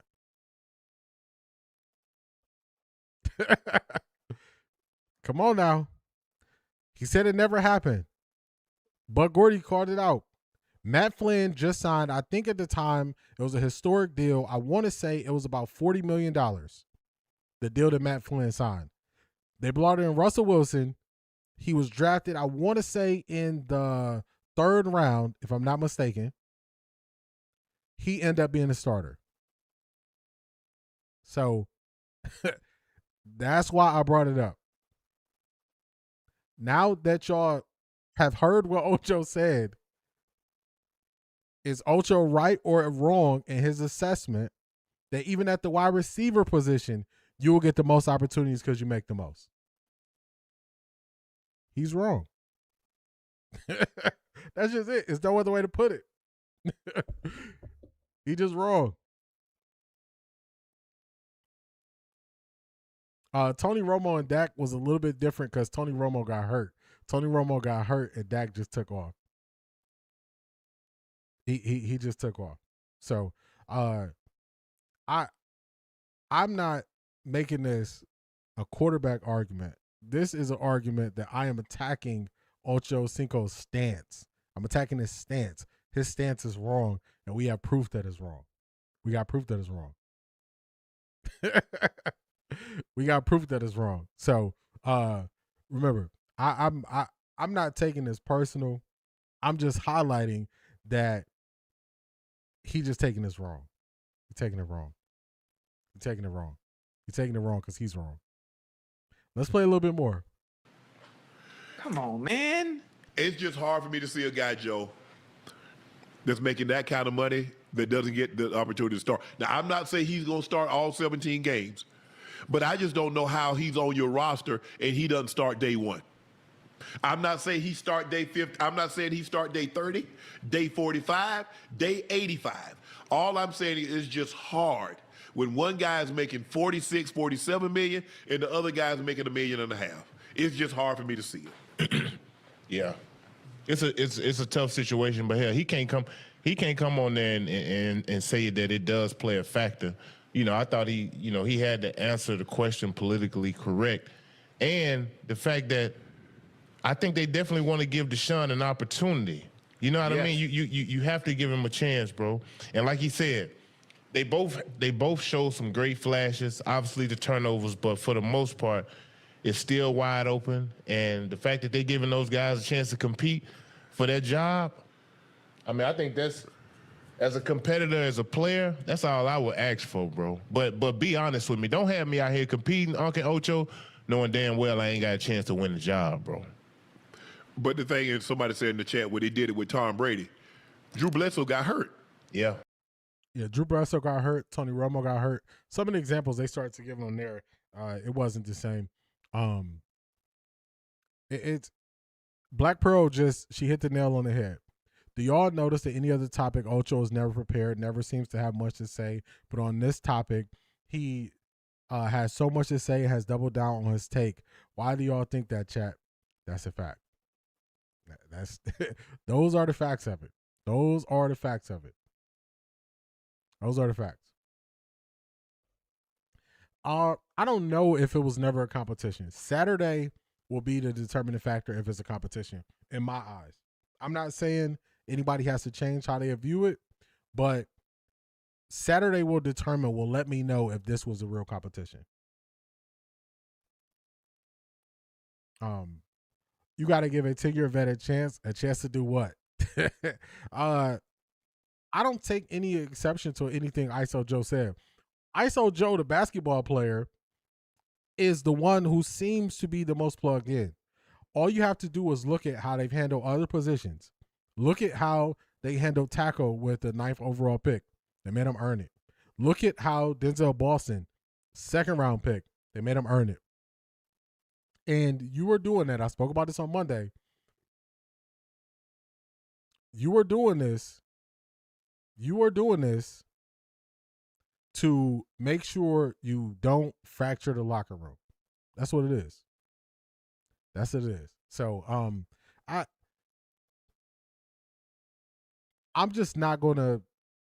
not gonna call it before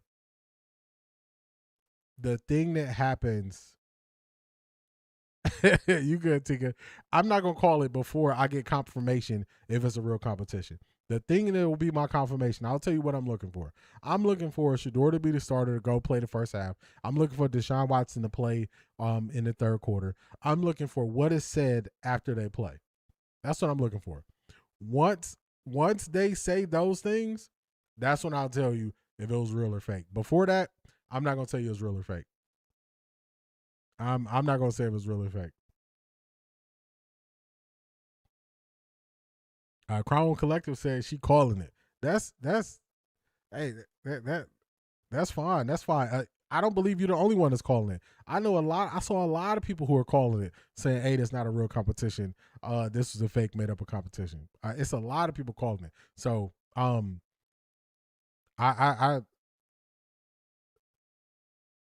we got Shedeur live. All right, let's get on it. Let's get on it. Let me take this down. Let me get on it. Wait, did Shedeur speak this week? He's speaking again? All right, let me clean this up and let me get to the Browns. We got here. The most. That's old. Don't need that. Don't need that. Don't need that. Yeah, we got Shedeur speaking again. Yeah, I think everything. How far behind are we? Oh, we're not that far behind. We're a couple minutes. All right, let's get this up for y'all. How's everybody doing? Good. How are you doing? Excuse my hoodie, had a rough hair day this morning. I feel you. Did you win the barber competition or no? Yeah, nah. See, when it comes to competition. You're being rational and leaving out the politics of the NFL. I'm not. I'm not. I don't make any decisions. I don't make any decisions without the most amount of information I can gain. I don't. I make every decision with the maximum amount of information. Maximum amount. Because I highlight something that happens here doesn't mean I'm not looking or finding out what's happening here. So speaking of Shelby, they should have brought him back as well, or at least Maurice Hurst. They should have brought back Maurice Hurst at D tackle spot. So I agree with that. I'm waiting on Thursday to see how the reps are split. Saturday for me will be a confirmation if Watson plays. Limited reps, it doesn't play at all. Yeah, it's over. That's something I'm looking for too. Shanithia, what did you miss? You missed us listening to Emory Hunt on his take. You also missed us replaying what Andrew Berry said, and looking at Ocho Cinco crash out, and you made it in time for Shador's presser. So only thing they asked Shador so far was if anybody won his barber competition. So we gonna see.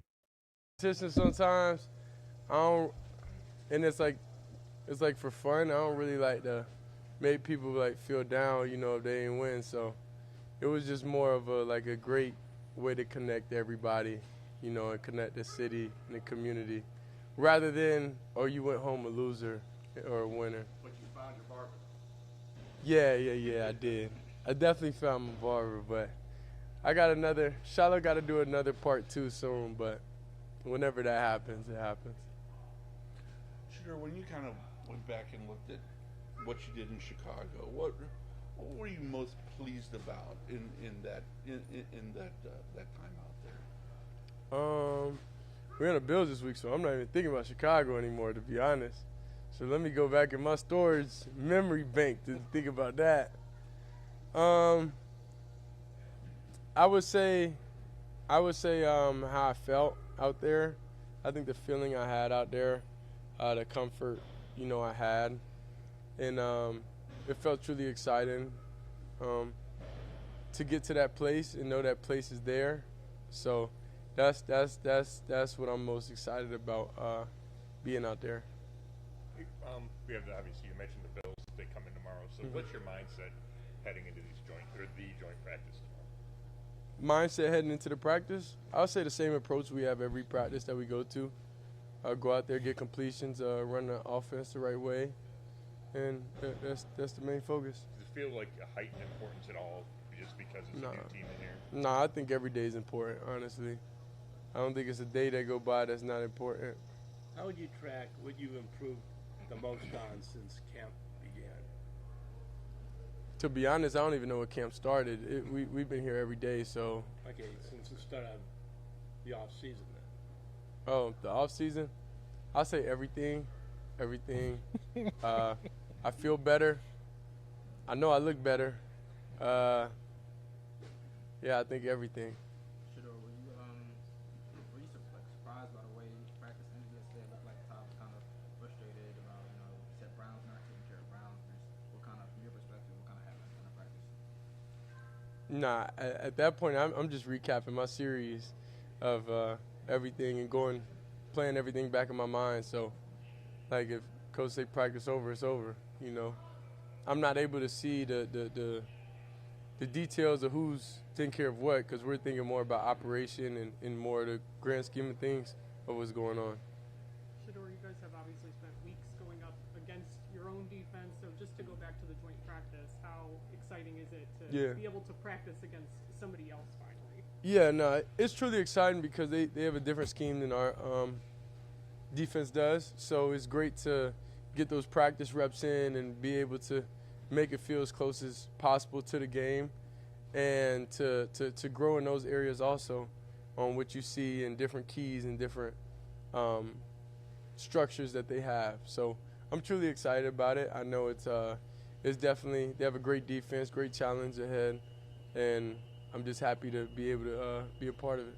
Will you try to talk to Josh Allen a little bit? Have you met him before? You know, kind of, what do you think of him as a quarterback, and will you talk to him? Yeah, I haven't put much thought in what conversation I'm going to have with anybody there. I'm focused on the practice I got to have today and getting ready for the script and everything tomorrow. So those things like naturally happen. I don't really like predetermine conversations with people. You mentioned him before as like a guy you like to watch though. What do you like about his game, Josh? Oh, Josh Allen? Yeah, nah. I met him a couple times in the past just through different deals and stuff off the field, and he always been cool, so I always respect him fully. He plays a great game, and his style of play, you know, fits him perfectly, so, you know, I like that about him. Shador, as a quarterback, how do you kind of slow the clock down in your mind so you're not, you know, kind of speeding yourself up? If that, you know. What clock? Like your own mental clock is the clock you have in your head is like, I got to do this by this and this, you know. See, it don't really work like that. You got 3 different clocks you're going against. You're going against the clock of the play clock. You're going against the clock of the time on the actual game, and you going against the clock of how long you got till you got to get this ball at your hand. So it's about 4 or 5 different clocks you got to go off of. So it's a feel. It's not really a method, I would say. It's more of a feel. How has your feel then gotten improved maybe or grown as you know as the reps have continued at this level of competition? Yeah, I think. When I tell y'all they just don't understand football, their questions highlight they don't understand football. Mary Kay fishing for her next title of her article. What Shador asks, what he looks forward to asking Josh Allen. Not gonna work. Get that crap out of here, lead content creator. It ain't gonna work. Then what? How do you manage the clock? What clock? Which clock? What time? What's the scenario? What's the down? What's the distance? What are we doing? Like, break it down. Ask me a real question. Also on the Josh Allen thing. When it comes to Josh Allen, I said this before. I said this in the offseason, I think. But I said the window is closed for the Buffalo Bills because of how much they paid Josh Allen. We're going to see if that pans out, if that ends up being true. But I feel like he had a great opportunity last year, and he didn't take advantage of it. So I'm out on Josh Allen. The thing that led me to this point was he didn't want to listen to Tom Brady explaining to him how to be better and how to extend his career by taking care of himself. At that point, I was out on Josh Allen. I don't think anything is going to change. So that's my little TED talk about the questions about saying he's going to learn or trying to get him to say he's going to learn something from Josh Allen or run up and be giddy because he's meeting Josh Allen, and the clock question. They just don't know what they're asking about. It's clear. I think that's really the only way you get feel is from being out there, being able to feel it. So I would say grown. I would say anything you do and you do over and over and over, you're gonna have you're gonna improve in some form and fashion. So the clock and everything within myself obviously improve every day. Sure. Obviously, you're not supposed to get hit out there in practice. That play yesterday, we kind of got bumped. It looked like it was accidental, but is that disconcerting as a quarterback when all of a sudden there's one of the defensive guys either touching you or so close to you? Nah, supposed to be? That was just a friendly reminder if I just got to step up. That's all it was. Which I've been focused on this whole time, but it's like even when certain situations happen, that's just me having to have more of a plan, if plan A doesn't work, having a better plan on where to dish the ball and get rid of the ball, so that's really all that was. But that was like my first reminder of it, so I'm like, okay. I think pretty much overall I've been focused on, staying in the pocket and stepping up, and when I retreat, the only time I retreat is if, a scotch-free blitz or whatever, and I know I've been making those type of throws my whole career, so some things is a part of my game. Some things, I'll improve in. But, yeah, that was just a little friendly reminder. Shador, Coach Monken has said that after this game Saturday is when he might make the quarterback decision. So here you are starting this game. How important in that scheme is that for you, in the quarterback? I'll say every day of my life is important.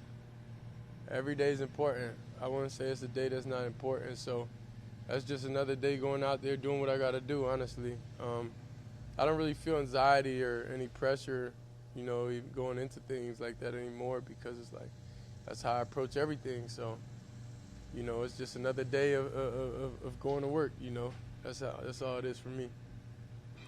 Todd has been talking about this philosophy that he's had in camp, callousing. Maybe you guys practice a little harder than some other teams. Jared Verse has said that he's doing more work here than he did with the Rams in the past. The idea is maybe you pick up a few more bruises here. Down the road, it'll help you guys. How do you think that philosophy can help you guys down the road?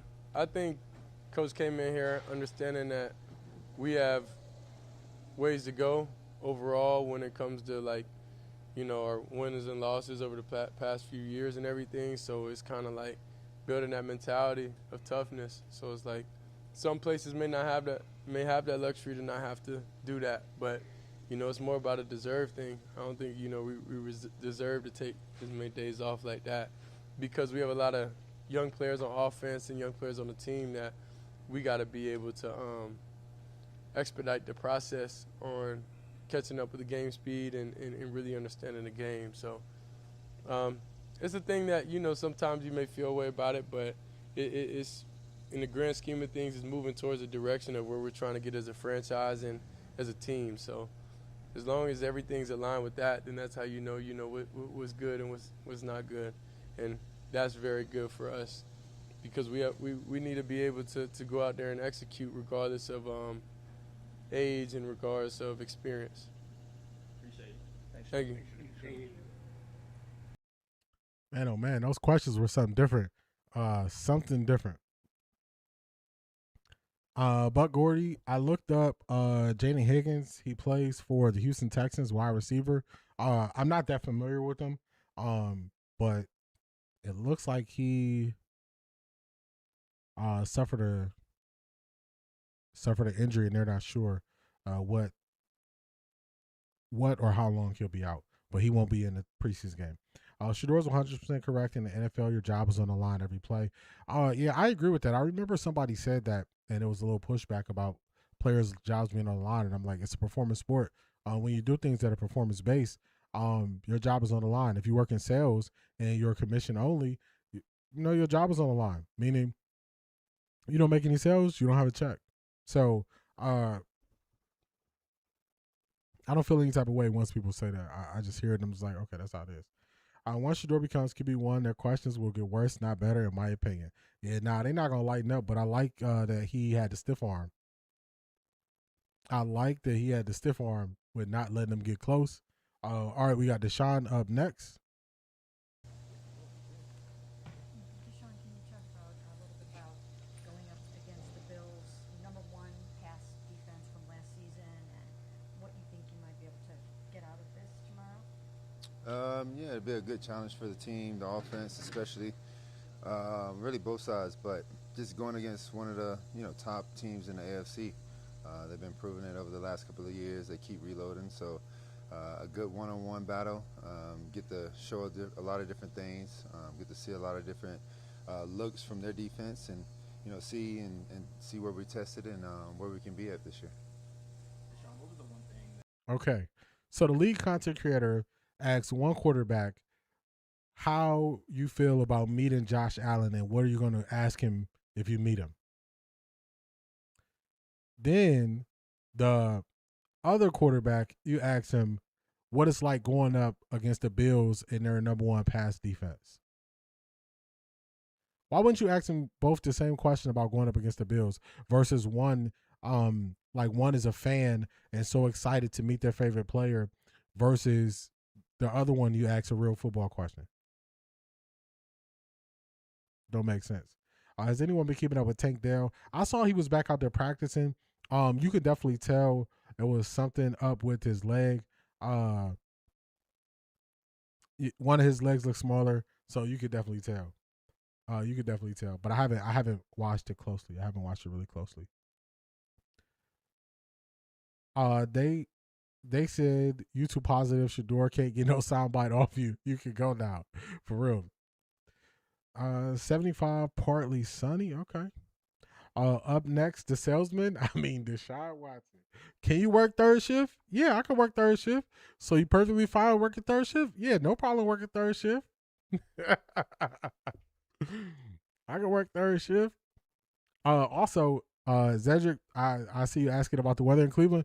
The weather in Cleveland don't match real life. In August, it could be in the 60s or it could be in the 80s. Like it don't match real life. The weather is very strange in Cleveland. It's very strange. So it can change. It can change. It can change. It can change. Rashida, Selmo Fudd, Derek Spinner. He's in Ohio. They'll let you know. Lipstick Junkie, she from Ohio. She'll let you know the weather can change. The weather can change. All right, let's get back to it. after going over the tape of the preseason opener, you were like, I know I can really want to Man, these questions are so low. I can't even hear them. I mean, just everything, just operational. Just continue to just be as sharp as possible. Connect on the throws that I need to connect on, and just make sure that we all on the same page going at each and every play. Sure. Just for a quarterback, there's obviously a feel you have to have for the clock, the play clock, the game clock, getting rid of, the clock, kind of in your mind in terms of getting rid of when you need to get rid of the ball. How do you slow that down? What's going on, that, Priya? It's not moving too fast for you. For me, I'm not sure. I just go with my instincts, honestly. So I just kind of play ball, and whenever that time clock goes off in my head, or in that situation, that's when I kind of usually react off of it. For you this week is the Thursday practice. So he asked Deshaun the same question, and Deshaun kind of looked like, I just get a feel for it as I'm playing. Like, what? Who told him to ask that question? Who told you to ask that question? And what is these clocks that you so infatuated with?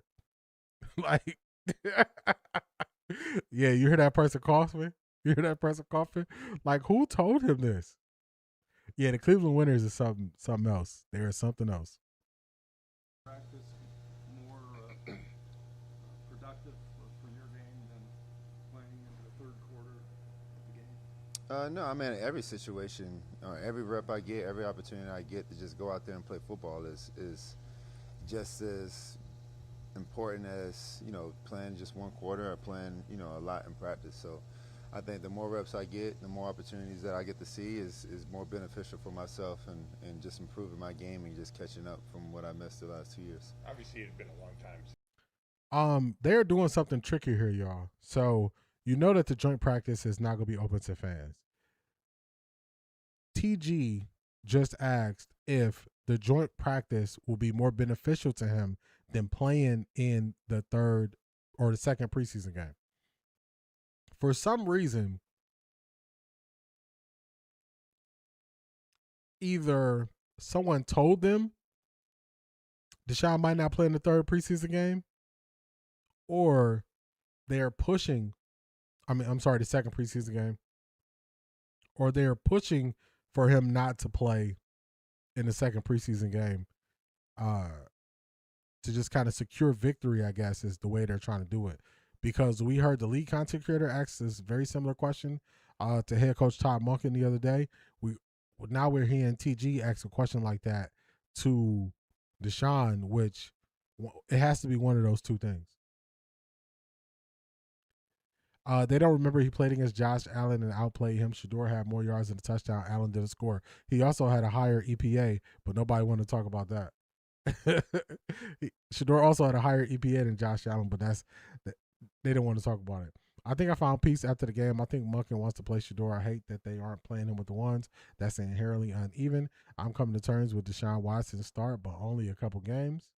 Yeah, I ain't coming to terms with that until they announce it, and then I still won't like it.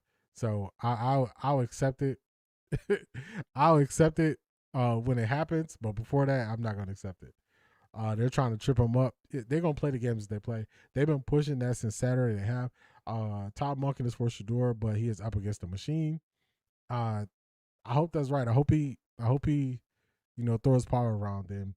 They don't want him to have to play with the 2s and 3s. We've all seen how that goes for him. I agree with that. I don't think he's playing much at all. Yeah, I want to see it. I want to see it. That's going to be the deciding factor. Emery is so correct. What industry goes backwards in efficiency? This is the world of AI. Yeah, nobody's going backwards. Nobody is going backwards. All right, let's play it. Since you played in a game setting, how'd the body feel coming out of there? I felt good. Of course, getting hit a little bit. The next day was a little bit sore, but that's typical football and nothing I was surprised about. So I think just being able to just continue to just stay on top of that and just making sure that, I'm ready for each and every, opportunity that I get is super good. Given that time away, do you feel like I feel like they're going to pull a pass. I feel like they're going to pull a fast one. I've been a lifelong Browns fan. I've seen them do everything under the sun. So I don't put anything past them. I know how I want it to go. I know the things I want to see to determine if it's real or if it's fake. But I've been a Browns fan my whole life. I've seen them do everything. That's why I started highlighting it to y'all. When the GM was supposedly texting, they called it Textgate, texting down to the sideline. I saw when they knew that Johnny Manziel never opened the playbook and they put him out there as a starter. I seen them do all these things. I seen them do all these things. So it's definitely not lost on me that they had a potential to do that. But me, I told you I want to see what happens Saturday to determine if it's real or fake, and then I'll make my determination. And even if they say he's a starter, I'm not gonna be happy about it because I haven't seen him do things that look like they're really gonna help the team. So I've been through the ringer with the Browns, through the ringer. So I'm definitely not putting it past them. But just because if they say it, I'm not one of those people who just say, oh, if they say, oh, he's a starter, I'm just gonna roll with it. I can't change him being a starter, but that don't mean I got to be excited about it. That's what I'll say. You said I can't go for that. No can do. Yeah, nah. I'm not gonna be happy about that. No. The agent's spending big money with the media. Talk to him, Mark 948. Wildy, you've been here for all the Browns shenanigans. How tragic. Yeah, lifelong Browns fan. My family, Browns fans. I'm from Cleveland, Ohio. Grew up in Cleveland, Ohio. Spent the first 30 years of my life in Cleveland, Ohio. So I seen all of it. So I'm definitely not looking past what they're capable of. I'm definitely not doing that. It's just I seen it. I seen it all. Browns fans had a number one pick chosen by a homeless guy. Browns not famous for making good decisions. Facts. That's why I played that. That's why I played that to show people, because if I just told y'all that the owner used a homeless man as confirmation, y'all probably wouldn't believe me. And then when I showed it to y'all like, dang, he really did. He actually told that to ESPN like it was a good thing. So I didn't see it all. But I want to see Deshaun perform with the 3s and the 4s. I want to see that as well. I want to see how he handles that adversity. Like you're still getting more comfortable each time in the pocket, right? You hadn't actually played in so long. Like, do you feel like there's still room to grow as far as your comfortability inside the pocket? Of course. I mean, it's always room to go. Even, week 1 to week 17, there's always room to grow of that, being comfortable and trusting everything and trusting what we want to be as an offense and especially as a quarterback. So, yeah, I mean, like I mentioned before, every opportunity, every rep that we get, standing back there in the pocket, is definitely an opportunity for us to just get more comfortable. Do you expect the coach to make a decision Monday, perhaps, or Sunday on who's starting the season opener? I'm not expecting anything, honestly. So, like I said, I'm taking one day at a time, and whatever comes, that's how we're going to, go about the situation. Do you feel like you have to maybe kind of lock down this competition in this joint practice on Thursday? It seems like you passed the first big hurdle against the Bears, and now this is the next one sort of before he makes his decision. Do you feel like you got to really nail it on Thursday? No, I mean, every opportunity for me, I just want to go out there and prove that I'm capable of being a starter. But as far as just nailing it and trying to, my main focus is just trying to improve. I'm not really focused on just the competition. I think the front office and Coach Monken is going to make that decision based on how they're going to make that decision.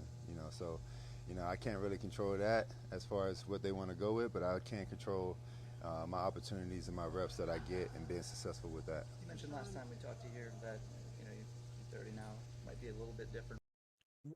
When did somebody say Deshaun cleared the first hurdle for winning this competition?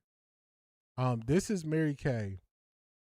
I gotta say her name with this. This is Mary Kay creating a narrative so she can write it later, and then all of these people are going to run with her narrative that she writes. The same way they ran with he was in the lead before they did any type of practice. The same way she said, oh, you cleared the hurdle. What hurdle did he clear? He was even looking like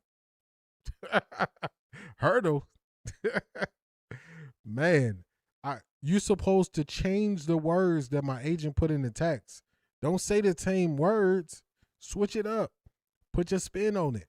You wasn't supposed to just read it blindly, read it like what he said. What you got going on? I don't think it's all Jimmy. I think he's finally trusted AB. But isn't his wife sick? So he's somewhat distracted. Yes, his wife is battling cancer. That's why I thought it was in poor taste to say that the lead content creator was getting her information from his wife, because people didn't realize that they announced that she was battling cancer, and I thought that was in poor taste. And if you notice, a lot of people stopped putting those ties together between the lead content creator and Dee Haslam. Once, I think I said it, that she was battling cancer. So it was messed up in poor taste. People looking for football answers and just kind of, dumping other people into it. If you know anybody that's ever dealt with or battled cancer, then you know that they are in a fight for their life. And I don't think they are thinking about this right here. I don't think they are thinking about this right here. So just want to say that. Yep, I agree with you, D. Yeah, it's the agent. It's the agent. Shador was out there with 3s and 4s. I thought this was a competition. That's that's why I made it the title. Deshaun Watson's money in the waters with the front office add-in. Did you hear that the front office is going to make that decision? Hold on. I think he usually adds in the front office, but let me make sure I heard that correctly. Capable of being a starter. But as far as just nailing it and trying to, my main focus is just trying to improve. I'm not really focused on just the competition. I think the front office and Coach Monken is going to make that decision based on how they're going to make that decision. So, I can't really control that as far as what they want to go with, but I can control my opportunities and my reps that I get and being successful with that. You mentioned last time we talked to you here that you're 30 now. Oh, good catch. I was running my mouth. A good catch. I was running my mouth. He did say the front office and Coach Monken gonna make that decision. So I was running my mouth. Good catch. Good catch by y'all. Good catch by y'all. Good catch. Good catch by y'all. Good catch. Yeah, I think we're gonna see. If he don't play Saturday, then to me, my view is this wasn't a real competition. If he plays Saturday, I have a little bit more faith that it's real. But if he doesn't play Saturday, then I'm gonna view it as it wasn't real. That's how I'm gonna view it. But Saturday will be the determining factor. That's what's gonna decide it for me. Oh my God! Wow!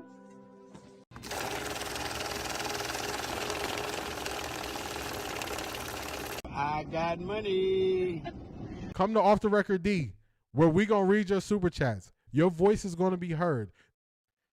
Shout out to Shanithia with her response to Alexander Bryant. Shador fans are smart, ride or die, and we will bring those receipts to you. I ain't gonna say that last one, but we gonna bring the receipts to you. That's the truth.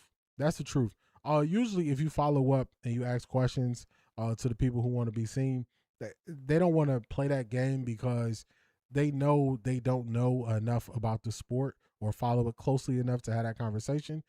They just want to play the he's not good game. And they'll tell you how good he isn't, only to follow that up with, I like him though. Nah, don't hit me with that. I like him though. Don't hit me with that. Do not hit me with that. Might be a little bit different from the way it was in Houston. How, if at all, do your instincts have to change along with everything else that's changed about you? Yeah, I think y'all took the wrong words out of that, saying that I think somebody asked Monken that that I'm not capable of playing like 2020. I never said that. I just said that I'm not going to be running guys over like I used to be when I was 24 years old. So I think I got to preserve the body as much as possible so I can be able to stay on the field. And I think that's one of the things talking about with the front office and coaching staff is don't take the unnecessary hits when I don't need to. So, but as far as that, my instincts and the way I play, when I'm on the field, I just play ball and react. Yesterday you aired out a ball to Boston Yeah, I do. Yes, sir. Would you like to exercise that part of your game in the game? I mean, of course. Yeah, I mean, that's something that I've always been pretty good at, especially in the past. But, you know, those looks and opportunities got to come up. So, you know, whatever coach is calling, I try to execute as much as possible, keep the chains moving, especially early on. It's hard to really, you know, just start taking shots and, you know, and the defense is sitting back on that. Especially with Chicago, they were playing a lot of two-out shells. So, you know, a lot of underneath things were right there. But that's something I definitely, you know, want to continue to work on, and when those opportunities come. Does that pass alone reassure you that your arm is 100%? Yeah, I mean, I've been through that. I think it's you guys in the media that don't, you know, that talks about that. I think everyone in this building know that I'm pretty healthy and strong. Deshaun, just to go back to the actual preseason game. All right, they're going to ask another question about that. Oh, let's see. Shout out to Q. So I'm always open to hearing from people, especially if they have firsthand knowledge. So shout out to Q. He says, "Let the smoke clear, people. I was on the team with Byron Leftwich and David Garrard competition. Byron was paid big under his contract. David was a mid-late round pick and still beat him out. It can happen." It can happen, people. I added the "it can happen," but this is his first-hand experience in the NFL inside the building. First-hand experience. So he's saying let it play out. Let it play out. Yo, D, Taylor Green expected to see game action in the final preseason game with the Patriots. Yes, I think people are going to be excited to see what he could do. Man, I feel like we always have to do things the hard way, let the coach make the decision. Why the hell did you hire him if you want him to puppet with no say-so? I'm tired of dysfunction. Yeah, we're going to see. We're going to let it play out. I think Monken prolonging this competition could be his way of giving Shedeur time to develop it to expose Deshaun, see Shedeur's growth in case they're forced to start Deshaun. If they play that QB carousel this year, I don't think they will play it this year. Let me say this correctly. I want them to pick a starter, name a starter for the year. Y'all know who I want to see as the starter. So I don't think you really gain that much with playing musical chairs with quarterback. I don't think you gain that much. I'll still shake my head, #NewCLE. It's always something. He doesn't want to start his coaching job having to assert his power over ownership, but I think AB will be there to pull the cord on Deshaun Watson early, maybe.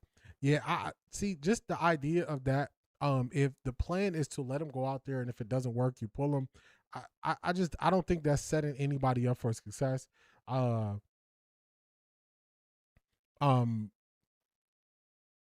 just want them to I just want them to pick one, go with them, and unless it's an injury or something like that, then don't change it. I just want them to let it play out. Let it play out, get behind the guy. I think switching things up just doesn't make too much sense. It don't make too much sense to me. It doesn't make too much sense. Let me see. Q, here's my IG right here. I'll drop the link in the chat to my IG. Where we at? I don't appreciate being gaslit. I'm with you. I don't like that. I don't like that either. They played too high for how long that game? The stuff that make you go home. Shedeur gonna have to play his song "Turn Back" for a lot of his so-called supporters because the switch up now that they think Deshaun will be the starter is nasty work. Showing how they truly view it. David was underrated too. Q, I just dropped my IG in the chat. There he goes in sales mode again. Black Pearl said, "I see it. I can't unsee it. As long as Shedeur is getting snaps, he's developing." I agree with that. Being a first-round pick doesn't guarantee success or longevity. I agree with that. I don't understand why AB mentioned Shedeur turnover, but not the Deshaun fumble. Why is the artifact missing? They only played the clip. They only played the clip on Monken or Nightcap. They only played the clip. But I don't think it was. I don't think it was a big deal. And the longer. He actually mentioned it and defended it, but they only played the clip. In the longer version, he mentioned it and was like Shador made the right read. The ball slipped, so he actually defended it in the full version of it. The clip doesn't look that way though. We're going to have some comebacks with Watson starting and Shador finishing. Man, I just want one quarterback, and I just wanted y'all know what I want. That was a waste of time to start someone you're not going to stick with. I agree.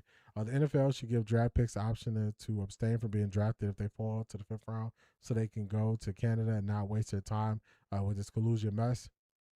If they go undrafted, they got the freedom to do that. I definitely want to start Shador. I'm trying to talk myself into acceptance. The media, even national media, collude against Shador. They're not trying to promote his success. Not at all. Not at all. All right, let's get back to it. On Saturday, I mean, playing the third quarter, you're obviously going against backups and stuff like that. But for you, is the value and the opportunity about getting those live game reps just because it had been so long without them? Yeah. I think every opportunity, regardless if it's first quarter, first half, third quarter, is really just being able to just go out there, execute, get those live reps, guys flying, bullets flying. You know, both teams on the sideline. You know, in practice is a little bit different. It's more controlled, but this is not. So, you know, anytime we out there on the field, you know, in a live game action is definitely good for anybody that's out there. So, especially myself playing quarterback, getting that feeling, the timing, and the rhythm back is definitely a good opportunity. And do you feel like it would? So I'm gonna. I know I dissect the stuff that Deshaun says, but I'm gonna give him credit where they're trying to push off that he doesn't need to play in the preseason. At least publicly, that's all I can go based on. Publicly, he's saying he wants to play. He wants to get the reps. He wants to be out there. So if I'm gonna push back on stuff he says, I'm gonna give him props on stuff he says as well. He is pushing back, saying, "Nah, I need to get the reps and the time." So I'm gonna give him props for that.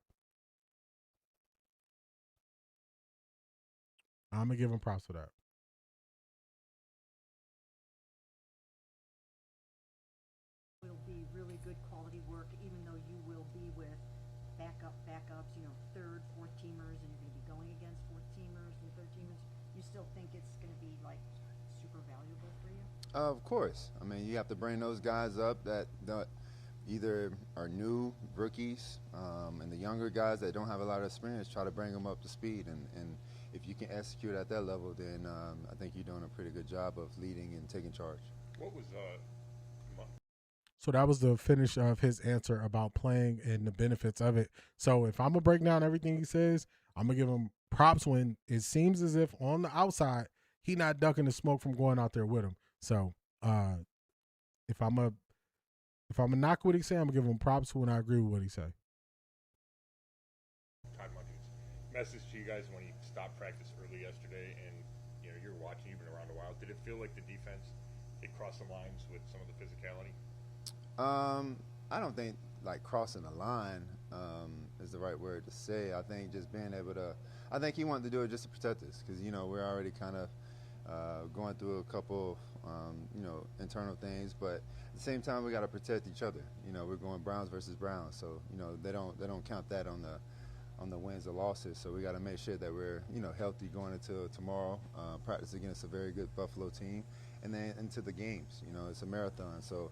You know, you want to be physical, you want to set the tone, but at the same time, you got to be able to protect each other as much as possible. Q, can you tag me in the photo then? If it's not letting you add the photo, tag me in it, because I'm not sure what setting I'll have to change right now. But tag me in the photo, and then I should get the notification if you tag me in it. This is also a test of leadership Saturday. There's a lot of layers to him playing that third quarter. I agree. Zed, they making cuts with a lot of those guys. Monken looking to see who's going to keep on the squad. I agree with that. Imagine playing the sports you love your entire life. It's your life. Then get to the highest level and be colluded against. The mental toughness, Shador is top tier. I called that out a lot last year because I would have never handled it as well as he did. Browns be playing too much with their players. This decision affects the whole team, not just two QBs. The lead content creator had no problem with Shador playing with the threes and the fours. She's horrible. Yeah, she's showing it in real time. She didn't have a problem when Shador had to play with the backups to the backups. Not at all. And they didn't even mention it. When they talk about it, they never mention it. Every time I seen the incorrect choice in the QB battle, it always ended in injury. All right, let's keep it going. Sean, if Todd next week does name you the starter, how would you put into words what an accomplishment that is for you after what you've been through the last 2 years? For words, just really proud of myself. That's all I can say, really. I'm just proud of myself, you know. What do you make of Todd's been working you guys a lot, getting 6 practices in a row at one point. He seems to be more willing to play starters in the preseason than maybe some of the newer school coaches. What's your philosophy on maybe his old school philosophy? It's definitely new for me. I think it's new for a lot of the veteran guys, but you know, we want to embrace it. We want to embrace what he believes in. He's the head coach. He has a rhythm and a method behind it, and you know, we just got to put it in the work. And you know, I think everyone in this locker room, obviously, you know, we might be banged up or hurting a little bit, but at the same time, you know, the work is not going to be just given to us. We got to go earn it. And I think, you know, over the last couple of years, you know, we got to make sure that we earn that. We got to earn that respect. We got to earn that grind. We got to earn each win. And for us to do that and get prepared for that and put in those miles, you know, we got to do it on the practice field first. So it's definitely different, but I think everyone in this locker room and in this organization embracing it. To expound on that concept that Jeff asked you about, what are you most proud of yourself over how you handled the last ever years here? I think the biggest thing that I'm proud of is just my mental.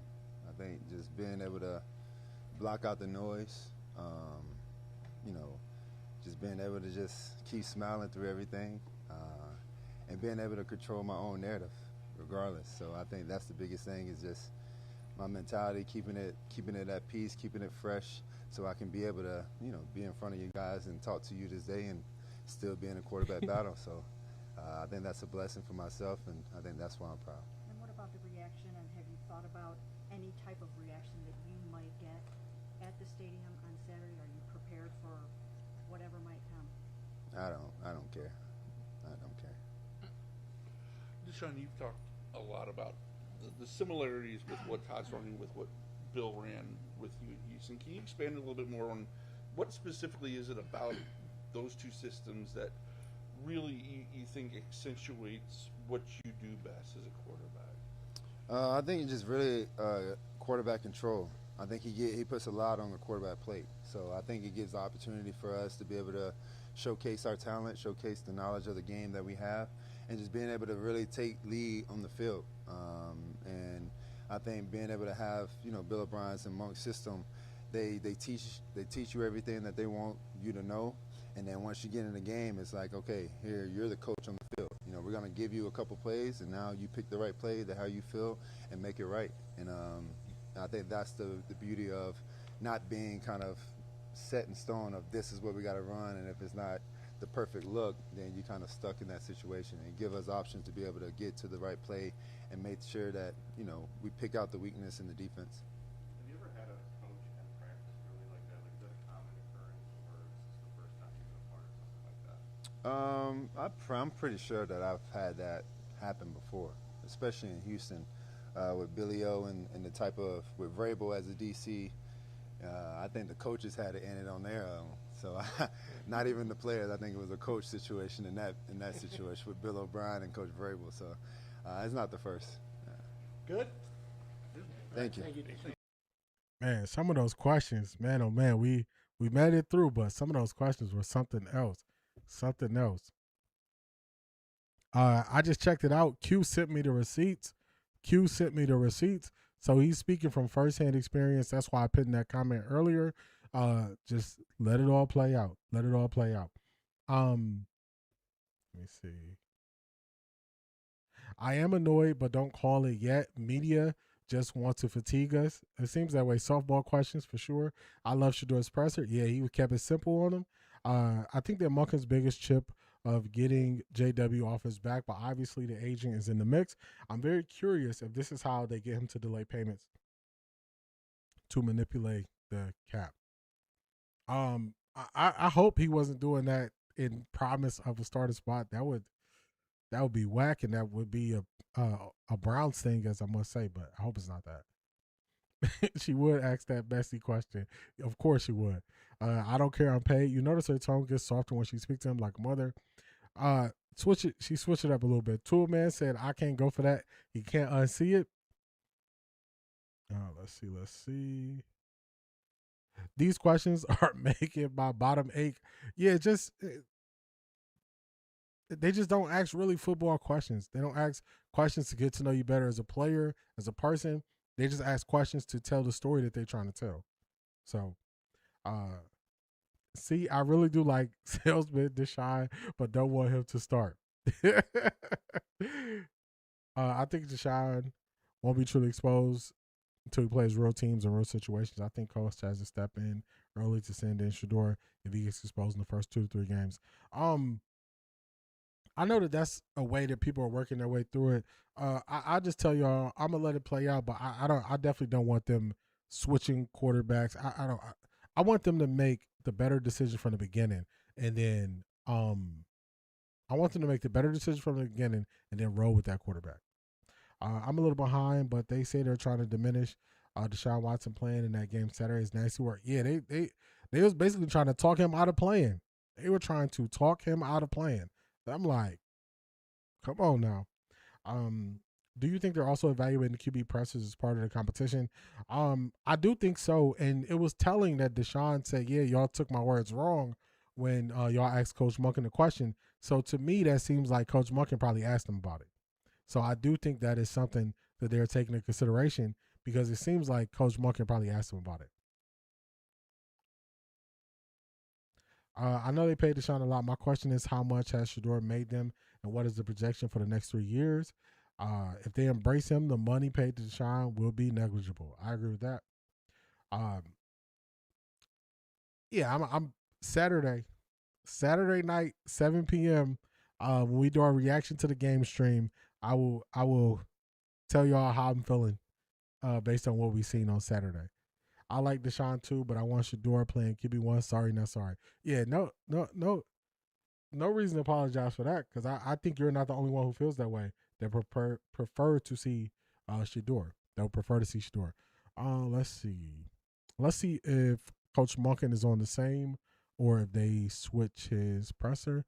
All right, Coach Monken is on now. From your players, you think what in terms of how they're... All right, let me pause this. Give me about, let me go here. Give me 1 minute, y'all. I'll be right back. We'll react to the Todd Father, Coach Monken's presser. I'll be right back, y'all.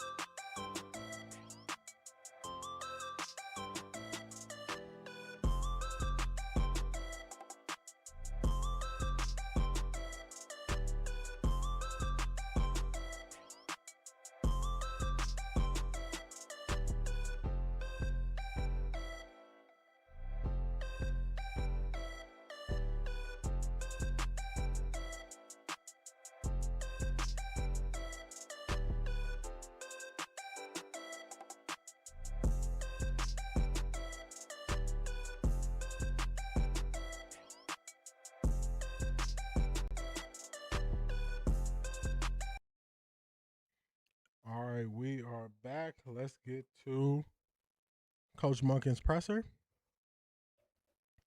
Let's get back to it. Let's go here, and we got Coach Monken. Let's see. All right, here we go. This Saturday, you will see cheers and insane support. One half followed by boos. It will be worse if Watson doesn't play. They will boo coach worse than Stefanski. Yeah, I want the real answers on Saturday. All right. Todd, can you run us through just the events of the end of practice yesterday and what your thinking was there? Yeah, I mean, first of all, I love the way our guys practice. Since I've been here, I mean, I say it all the time, but our guys, it doesn't matter where. You want to go practice in the parking lot, they'll go practice out there. And I love our defense. But there comes a time where Browns have to take care of Browns, you know, and that's part of it. We got to be able to practice together collectively and take care of each other. And it wasn't malicious. No one's trying to get another player hurt. That's just part of it, you know. And I thought we'd had enough. Do you think the defense kind of targeted Quinshon? No, I don't think so. I think I don't get the feeling that's it. You'd have to ask those guys. I got the feeling that, you know, Aiden had done a great job of getting off of a block, and it was to the side there, and you're kind of in a decision. Do you tap off? We can't tackle him, and I just think he made a split-second decision to play physical, and we just got to be careful because that's going to knock Q into other players, and you're going to get friendly fire, which is usually when you get hurt. The running back usually there doesn't get hurt. It's somebody when you roll into their legs. The other thing, it was Michael Hall's first practice in a long time, and he looked fired up from the start of that practice. No, he had a great practice. It was fun having him back out there. And we played him at some end, you know, which he can certainly disrupt on the end. So his energy and is contagious, and his explosiveness is contagious for the rest of the defense. Glad you caught that, Zedric. That was a sneaky way to start causing conflicts with a team, where you asked if it was targeted, if they targeted hitting Quinshon Judkins. That's a sneaky way of being messy, because you are implying that they are trying to hurt their own teammates. That's a different level of messy, but that's what we get with them. That's what we get with them. Let's play it. Todd, do you find yourself in your first training camp as a head coach kind of towing the line of how much physicality you want, and yet you got over a dozen guys out for the last week. No coaches seem to know the answer. You don't. You really don't, because all I can say is we really haven't lost anybody for an extensive amount of time. I think there's a certain amount of callousing that has to take place. You don't play as many games. I mean, like I said yesterday, you used to play a quarter, then a half. You used to play at least, a full game and a quarter in the preseason games, which you don't do anymore. So where are you going to gain that? I do think the guys have more time than ever at night. You only get them for 11 hours. Used to be, I mean, I'm not going back. We're dating ourselves a little bit. But back when you used to have a little bit longer practices and longer meeting times and all of that, I don't know what that sweet spot is, because during camp, whether you practice 2 hours or an hour and a half, whether you're here for 10 hours or 12 hours, you're tired. Your body's going to feel it. So how do you push through it? That is that's to be determined. You go with your gut of what you believe in and what your team needs. How much of it is you only have one chance to make a first impression? This is your first impression. Yeah. Does that go into it too? Oh, I don't know. I mean, it's. I thought Bruce Arians said it. I took it from him. He got his first job at 60, which is really cool. You get to do it however the hell you want to do it. And this could easily be my last job. I mean, you get it at 40, you're concerned about your next job. I'm not worried about the next job. I'm worried about doing it the way I want to do it, and I'm going to do it the way I want to do it. But I mean, I'm sorry. No, go ahead. Just to finish it. But I mean, first impression, if you start off soft. Oh, I get what you're getting at. Yes, some of that is true. It's hard to speed up, right? That is exactly right. I 100% agree with you. It is much easier to tell people to slow down. I was told that at a young age, right? You're going too fast. It's like yesterday. I would rather have to pull our guys off than say, let's practice physical. Let's practice our rear ends up. You're exactly right. You'd rather pull back. That's what we do. We set the schedule, and then if we need to pull back, we pull back. If the guys need some reps off, we do that. I understand now what you were saying, Tony. So, Todd, what is your messaging going to be to the team with the Bills coming in, just in terms of, being able to sort of maybe impose their will a little bit, but not crossing that line? Well, it's a measuring stick. I mean, you talk about consistency. The Bills over the last, since Sean got there, have consistency in terms of winning, being in the playoffs, competing for a Super Bowl. So it's where we're at. I think individually and then collectively. I think the players would look at it as an opportunity to see where they're at individually, whereas coaches, we look at, okay, where are we individually and then collectively as a team, schematically, what we're doing, and all of that, gives you a chance to build confidence as you move forward and also evaluate the roster because you're really going against yourself. And so you get to go against somebody else, just like the Bears preseason game. You get to evaluate kind of where you're at. So I know I'm excited. Our guys are excited. And it's the one opportunity we get. We didn't have another to practice with other teams. We saw Todd, what happened with Dallas and Saints last week. How do you kind of protect the guys? I have no idea. Because everybody says the exact same thing. To think that Schottenheimer and Kellen Moore, is that who was practicing together? That they didn't tell their teams. Absolutely no fighting, right? I mean, they know each other. Absolutely, we're going to say the exact same things. And that it's silly to do it and threaten and say whatever it is, and you're competitive and, I don't know. I mean, we're going to say the exact same things. You're going to get kicked out if you fight, or if you weren't going to play, you're going to play, or if you were going to play, you're not going to play. Hell, I don't know. At that moment when you get hijacked, it happens, right? And you don't want it to happen, and that's why you've gone to one practice, and hopefully their guys understand that, and we understand that. I'm not saying that's what I want. That's not what I'm saying. We're going to do everything within our power to not put ourselves at risk, but I don't have the answer. The players are the ones that have to have the answer. They're the ones that are out there doing it, right? They're the ones that, in that moment, right, have to make that decision.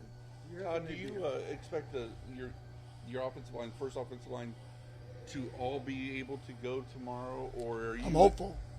So Yeah. It's not anything too concerning with Jenkins No. Either Jenkins or Titus? No. Todd, with that, you've had so much injury on the offensive line throughout camp. My question is, how can you gauge where the running game is? Well, you can still gauge it, and we're not where we want to be. Okay, you can say that. Okay. Now, is that part of that? Yes. And we've only played one preseason game, right? So, but I can see in practice. I mean, we have work to do. But there's a lot of things we have work to do, right? Our systems, our players aren't there yet. Still a work in progress. I'll save that I'm super concerned or overly concerned till we play our first game. We've had Jared and Shador both say. That is definitely something I want to see. I want to see in this preseason game if they can open up holes better and guys know exactly who they're blocking, depending on the type of runs that they're doing. That's definitely one of the things I'm looking forward to seeing, because if we can get sound in the run game, it'll only make our offense better. So I want to see it. I know Coach Monken said that they got work to do, but I want to. In the run game this past Saturday, there were times where guys just didn't get to the second level, blocked the linebacker came down and made a tackle for little to no gain. And it wasn't that we didn't have enough guys there to block. It was just two guys going to the wrong guy after a double team and just leaving it open. So hopefully they can clean that up because your offense only opens up if you can run the ball. Over the last week or so, Jared was saying, I've done more work here than I'm used to with the Rams in the preseason and in practice, but that's because we as a team have more work to do. And Shador today was talking about earning it before you get those days off or whatever. When you hear that from your players, you think what in terms of how they're digesting your philosophy? Well, again, I only know what I know, and the way Sean does it works for Sean. And he's had unbelievable success, either by philosophy of how you practice or systems. So I only know what I know, and I know we've got a young team that needs to work and needs to develop, and our quarterbacks need to work. So I think the more mature your team is and the older you are, I think there are certain times you do have to pull back. But your first year with a young team trying to get as close as you can, ready to start fast out of the gates, I like where we're at. Hey, Todd, will there be or how much one-on-one stuff The only one-on-ones will be O-line, D-line. There will not be wide receiver, DB, or gunners, vice. That won't happen tomorrow. Do you just value team reps, whether 7-on-7 or 11-on-11, more than the one-on-ones, even in your own stuff? You value the team more. I think the one-on-one stuff is great. It's also where you get the most scuffles, I guess is the best way to put it. So you try to minimize that a little bit, but you just have to have a quick whistle. The O-line, D-line have a quick whistle. Couple more? Todd, going over the last 3 years, your offense was one of the bottom of the NFL, or near the bottom of the NFL in terms of 11 personnel used. Was that something that was more philosophically based on like what you think is important, what you want the offensive identity to be? Or was it more rooted in just who you had in your offense? It's really who we had. I mean, we had Isaiah Likely, Mark Andrews, Patrick Ricard, and Charlie Kolar. So last year, Mark got a new contract. Isaiah got a lucrative contract. Charlie Kolar got $8 million for a blocking tight end. I mean, that ought to tell you that those guys were pretty good players, let alone Patrick Ricard, who's a damn lineman back there. So we just had those guys, and Derrick Henry was a part of that. And they were just that, putting those guys on the field were more advantageous than maybe having a third receiver. The other thing is, with Mark and Isaiah, is when you do a little bit more QB driven, those guys are really good at blocking the perimeter, allows you to get away with that a little bit. So, and they're great receivers, right? It didn't make any sense. But again, depending on where we'll be at with our skilled players, we'll determine that and who we have. Do you have any behind-the-scenes story of when Freddie took? That was a real football question, and also just they're trying to understand if we will see a lot of 13 personnel, and I don't think we are, just due to our tight end situation. I think we're going to see more 11 personnel, 3 wide receivers. We're going to see more 12 personnel, 2 wide receivers, 2 tight ends. So I think that's probably the max we'll see. He also he was one of the highest ranked with using 12 personnel last year. I just don't think we're going to take that next step and do like the Rams are doing and use a lot of 13 personnel, just because we just don't have the archetypes you would need. I would say you want 2 like receiving style tight ends and 1 inline blocking tight end to run a lot of 13 personnel. The Browns currently don't have that. We do have an excess of receivers who can move all around. So I think we're likely to see more 11 personnel, which is fine because then we'll have 1 tight end, 1 running back, 3 wide receivers. The defense has to respect our speed. That should help us in the run game. So it should all work together, but I don't think it's just going to be a carbon copy of what we saw. And I don't think we should look solely at what we saw in Baltimore last year and say, oh, that's what the Browns are going to do, because the personnel just is not the same. It's not the same. I keep thinking back to Reps issue. Deshaun was stepping in and talking to coaches, and first out pushing for it. JW is the one undermining head coach that affects his job as well as Shador. Get familiar with trips. I agree. Stefanski loved 13 personnel and kept the box stacked versus the run last year. Yeah, because he did it in the reverse. We had 2 inline blocking tight ends and Harold Fannin. You don't get the advantage when throwing the ball, so teams will sell out to stop the run. But if you got two tight ends who can threat vertically, then you get the advantage. You don't get the advantage by just putting more blockers out there. You don't get the advantage by getting more blockers.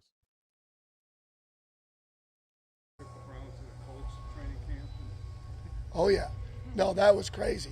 So with the first practice, I mean, was great, but Freddie was fired up. You know, he was absolutely fired up.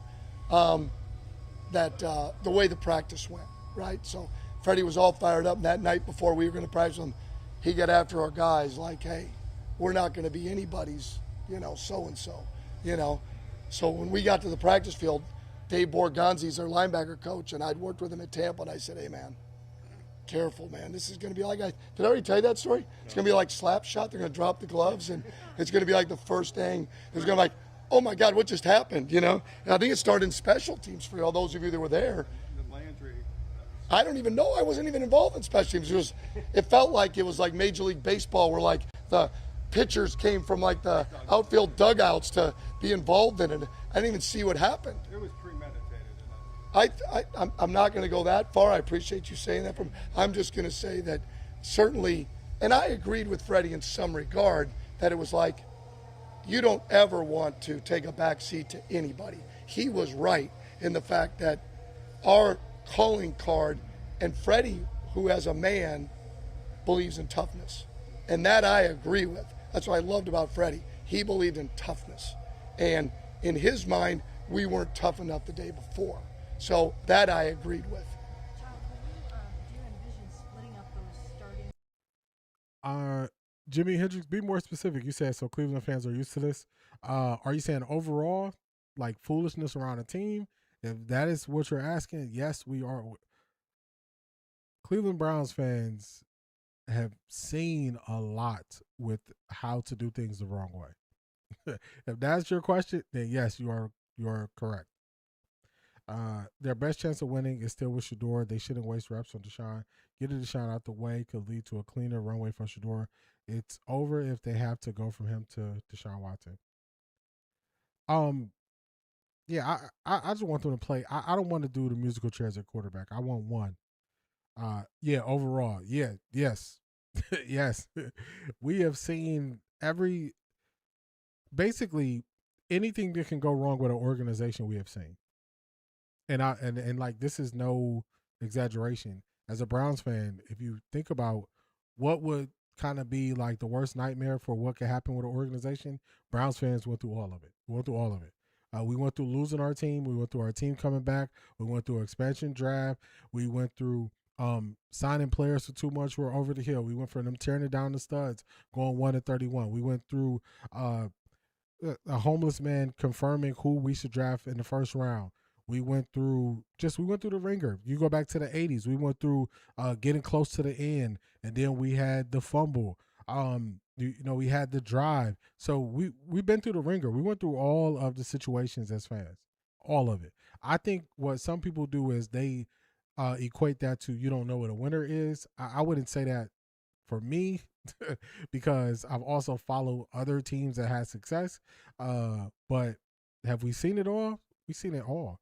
Like all the heartbreak of being good and then just not being able to get over the hump in what seemed to be fluky ways. We've been through the losses. Dwayne Rudd, us about to win a game, him getting too hyped for making a play, throwing his helmet, getting a 15-yard penalty, the other team kicking a field goal, winning the game, refs having to run off of the field because people are throwing bottles and stuff at them. We've seen it all. We've seen it all. And I want you to take this the right way. This is not a flex. I wish I wouldn't have seen all of these things. I wish I would have seen more stability and us building things and doing things the right way. But to say we haven't seen it all, we've seen it all. We've seen it all. And I think that's why a lot of Cleveland Browns fans are guarded and they don't really believe it until they see it because we have seen so much. We've seen so much. We've seen a ton. Yes. Yes. It's hard to be, everybody uses the word even or equal or fair. The reality is that each block's a little bit different. Run downs, pass skelly, and red zone. So they're each going to get 5 and 5 with the ones. And so they're all going to get it. But like I said, what plays they get, I really don't have time to look at exactly what the plays are. I mean, you got to be able to go do it. But I'm excited to see them play. Todd, quarterback, that internal clock, I mean, balancing the play clock, all that stuff. All right, y'all. I got to find out which reporter this is and who he works for and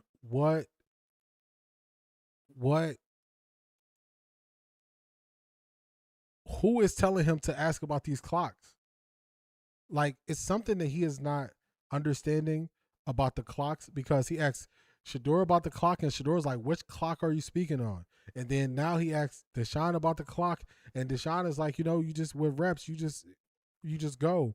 And now he's asking him about the clocks. I don't understand. What is his thing with clocks today?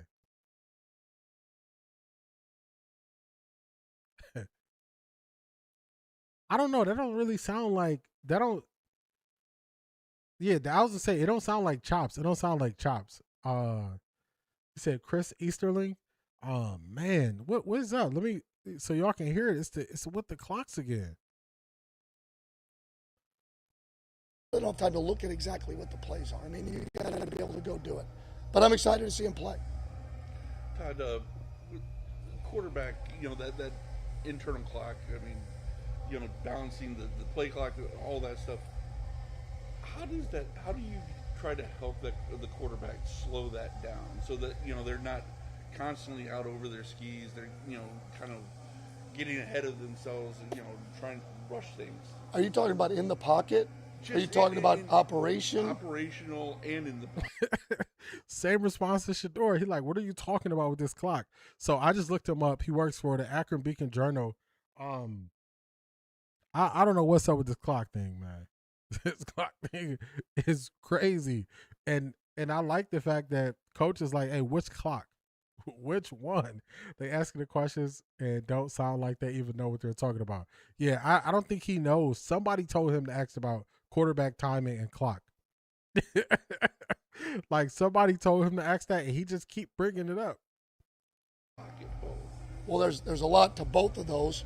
The operation piece, we have to do a great job of shrinking the verbiage for the calls we get in, right? Getting it in quickly, getting our players in and out of the huddle, getting the line of scrimmage, trying to eliminate anxiety. It's not like a game to get ready for that, because you think you're ready, but then you're up against it. And so that's the part of it. That's why we do perfect operation about every other day. We'll do it again today, trying to become perfect at everything that says coaching, which is your operation. And then the time clock of when to get rid of the ball for each player is different. Guys that want to extend plays and want to make plays and believe in their ability to make plays are going to hold it longer. Be it Lamar, be it Ben Roethlisberger, be it Shedeur, because they are elite playmakers. You've seen it. Now, where that sweet spot is, I don't know. And the only way to get better at it is to have the consequences of it. You don't feel it out here nearly as much as a game, right? You get out there, it's like, all right, shoot, we got to get rid of the ball. We just took a sack. It took us out of a drive, right?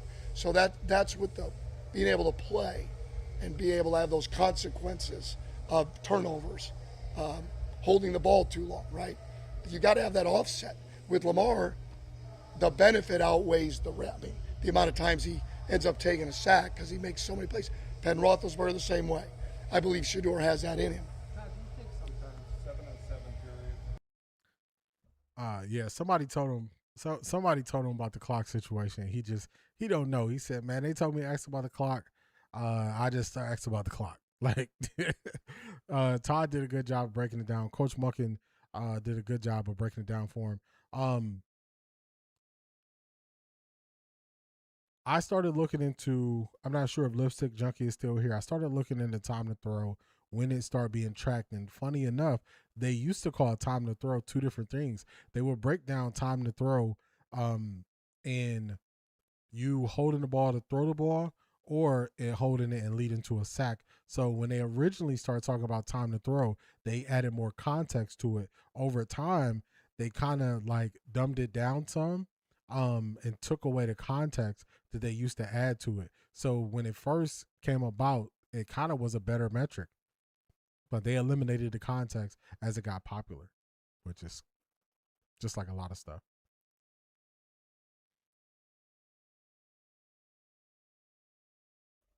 I was a Dallas Cowboys fan for decades. I get it, D, but I finally said enough is enough. I was almost there last summer, last spring. I was almost there. Unfortunately, it was the pick of Dylan Gabriel. When we picked him, I thought we could have picked people who could have had an impact on the game. So I know the feeling. I know the feeling, Crown Collective. I know the feeling.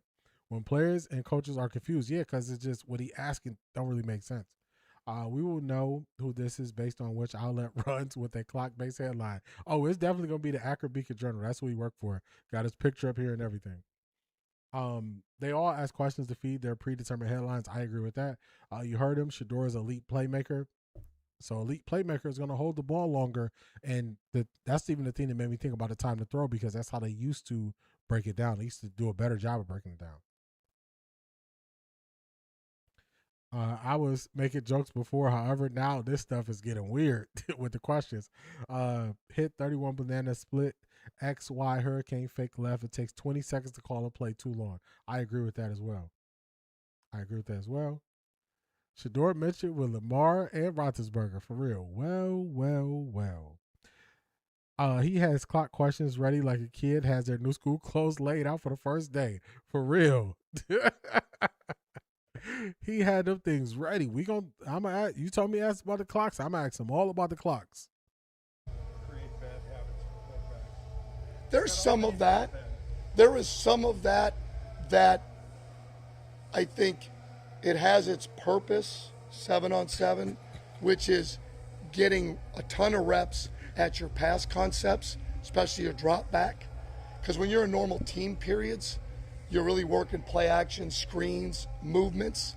So it has a purpose, and it's set up to where at that moment your O-line, D-line gets separate work. So there is multi-purpose involved, but it can allow you to hold the ball a little bit longer than you'd want.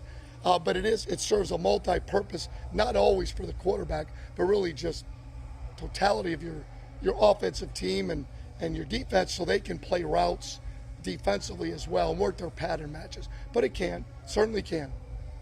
Good? Yep, thanks. Thank you, Coach. What's that? You're not going to win effectively without playing a starter. I think you're alluding to the preseason game, maybe. I'm not trying to be funny. However, over here in Chicago, ain't no way we take this from our media. And as far as the team is concerned, y'all need to just stop going to games like we did. I don't think I think the time to not go to games was when the Browns were in the midst of winning 4 games in, I think, 3 years.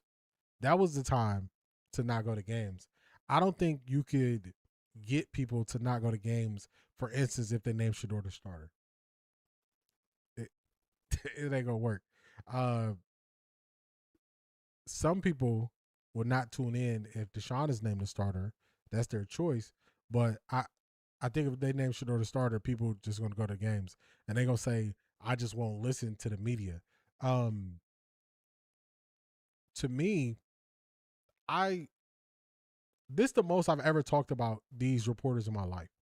Like when I'm telling you from the bottom of my heart, growing up in Cleveland, living in Cleveland the first 30 years of my life, we didn't focus this much on the actual reporters. We just didn't do it. Yeah, they had their reports. They were on TV. They were on the news, stuff like that. It's different. It's different because of social media, but the way I know some of these reporters' names now, I did not know their names growing up, and they were right there.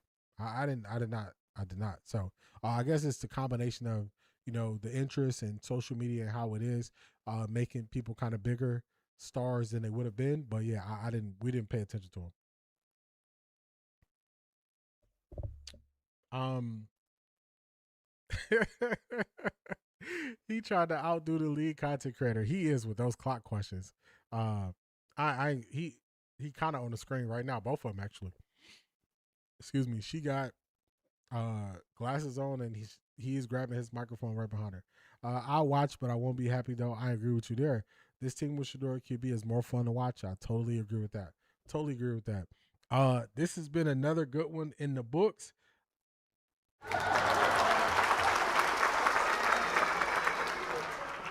Quick announcements. Friday stream will not be at 10:30 Eastern Standard Time. Make sure you're subscribed and make sure you have alerts. It will be an afternoon stream. I haven't worked out the time that Friday stream will be.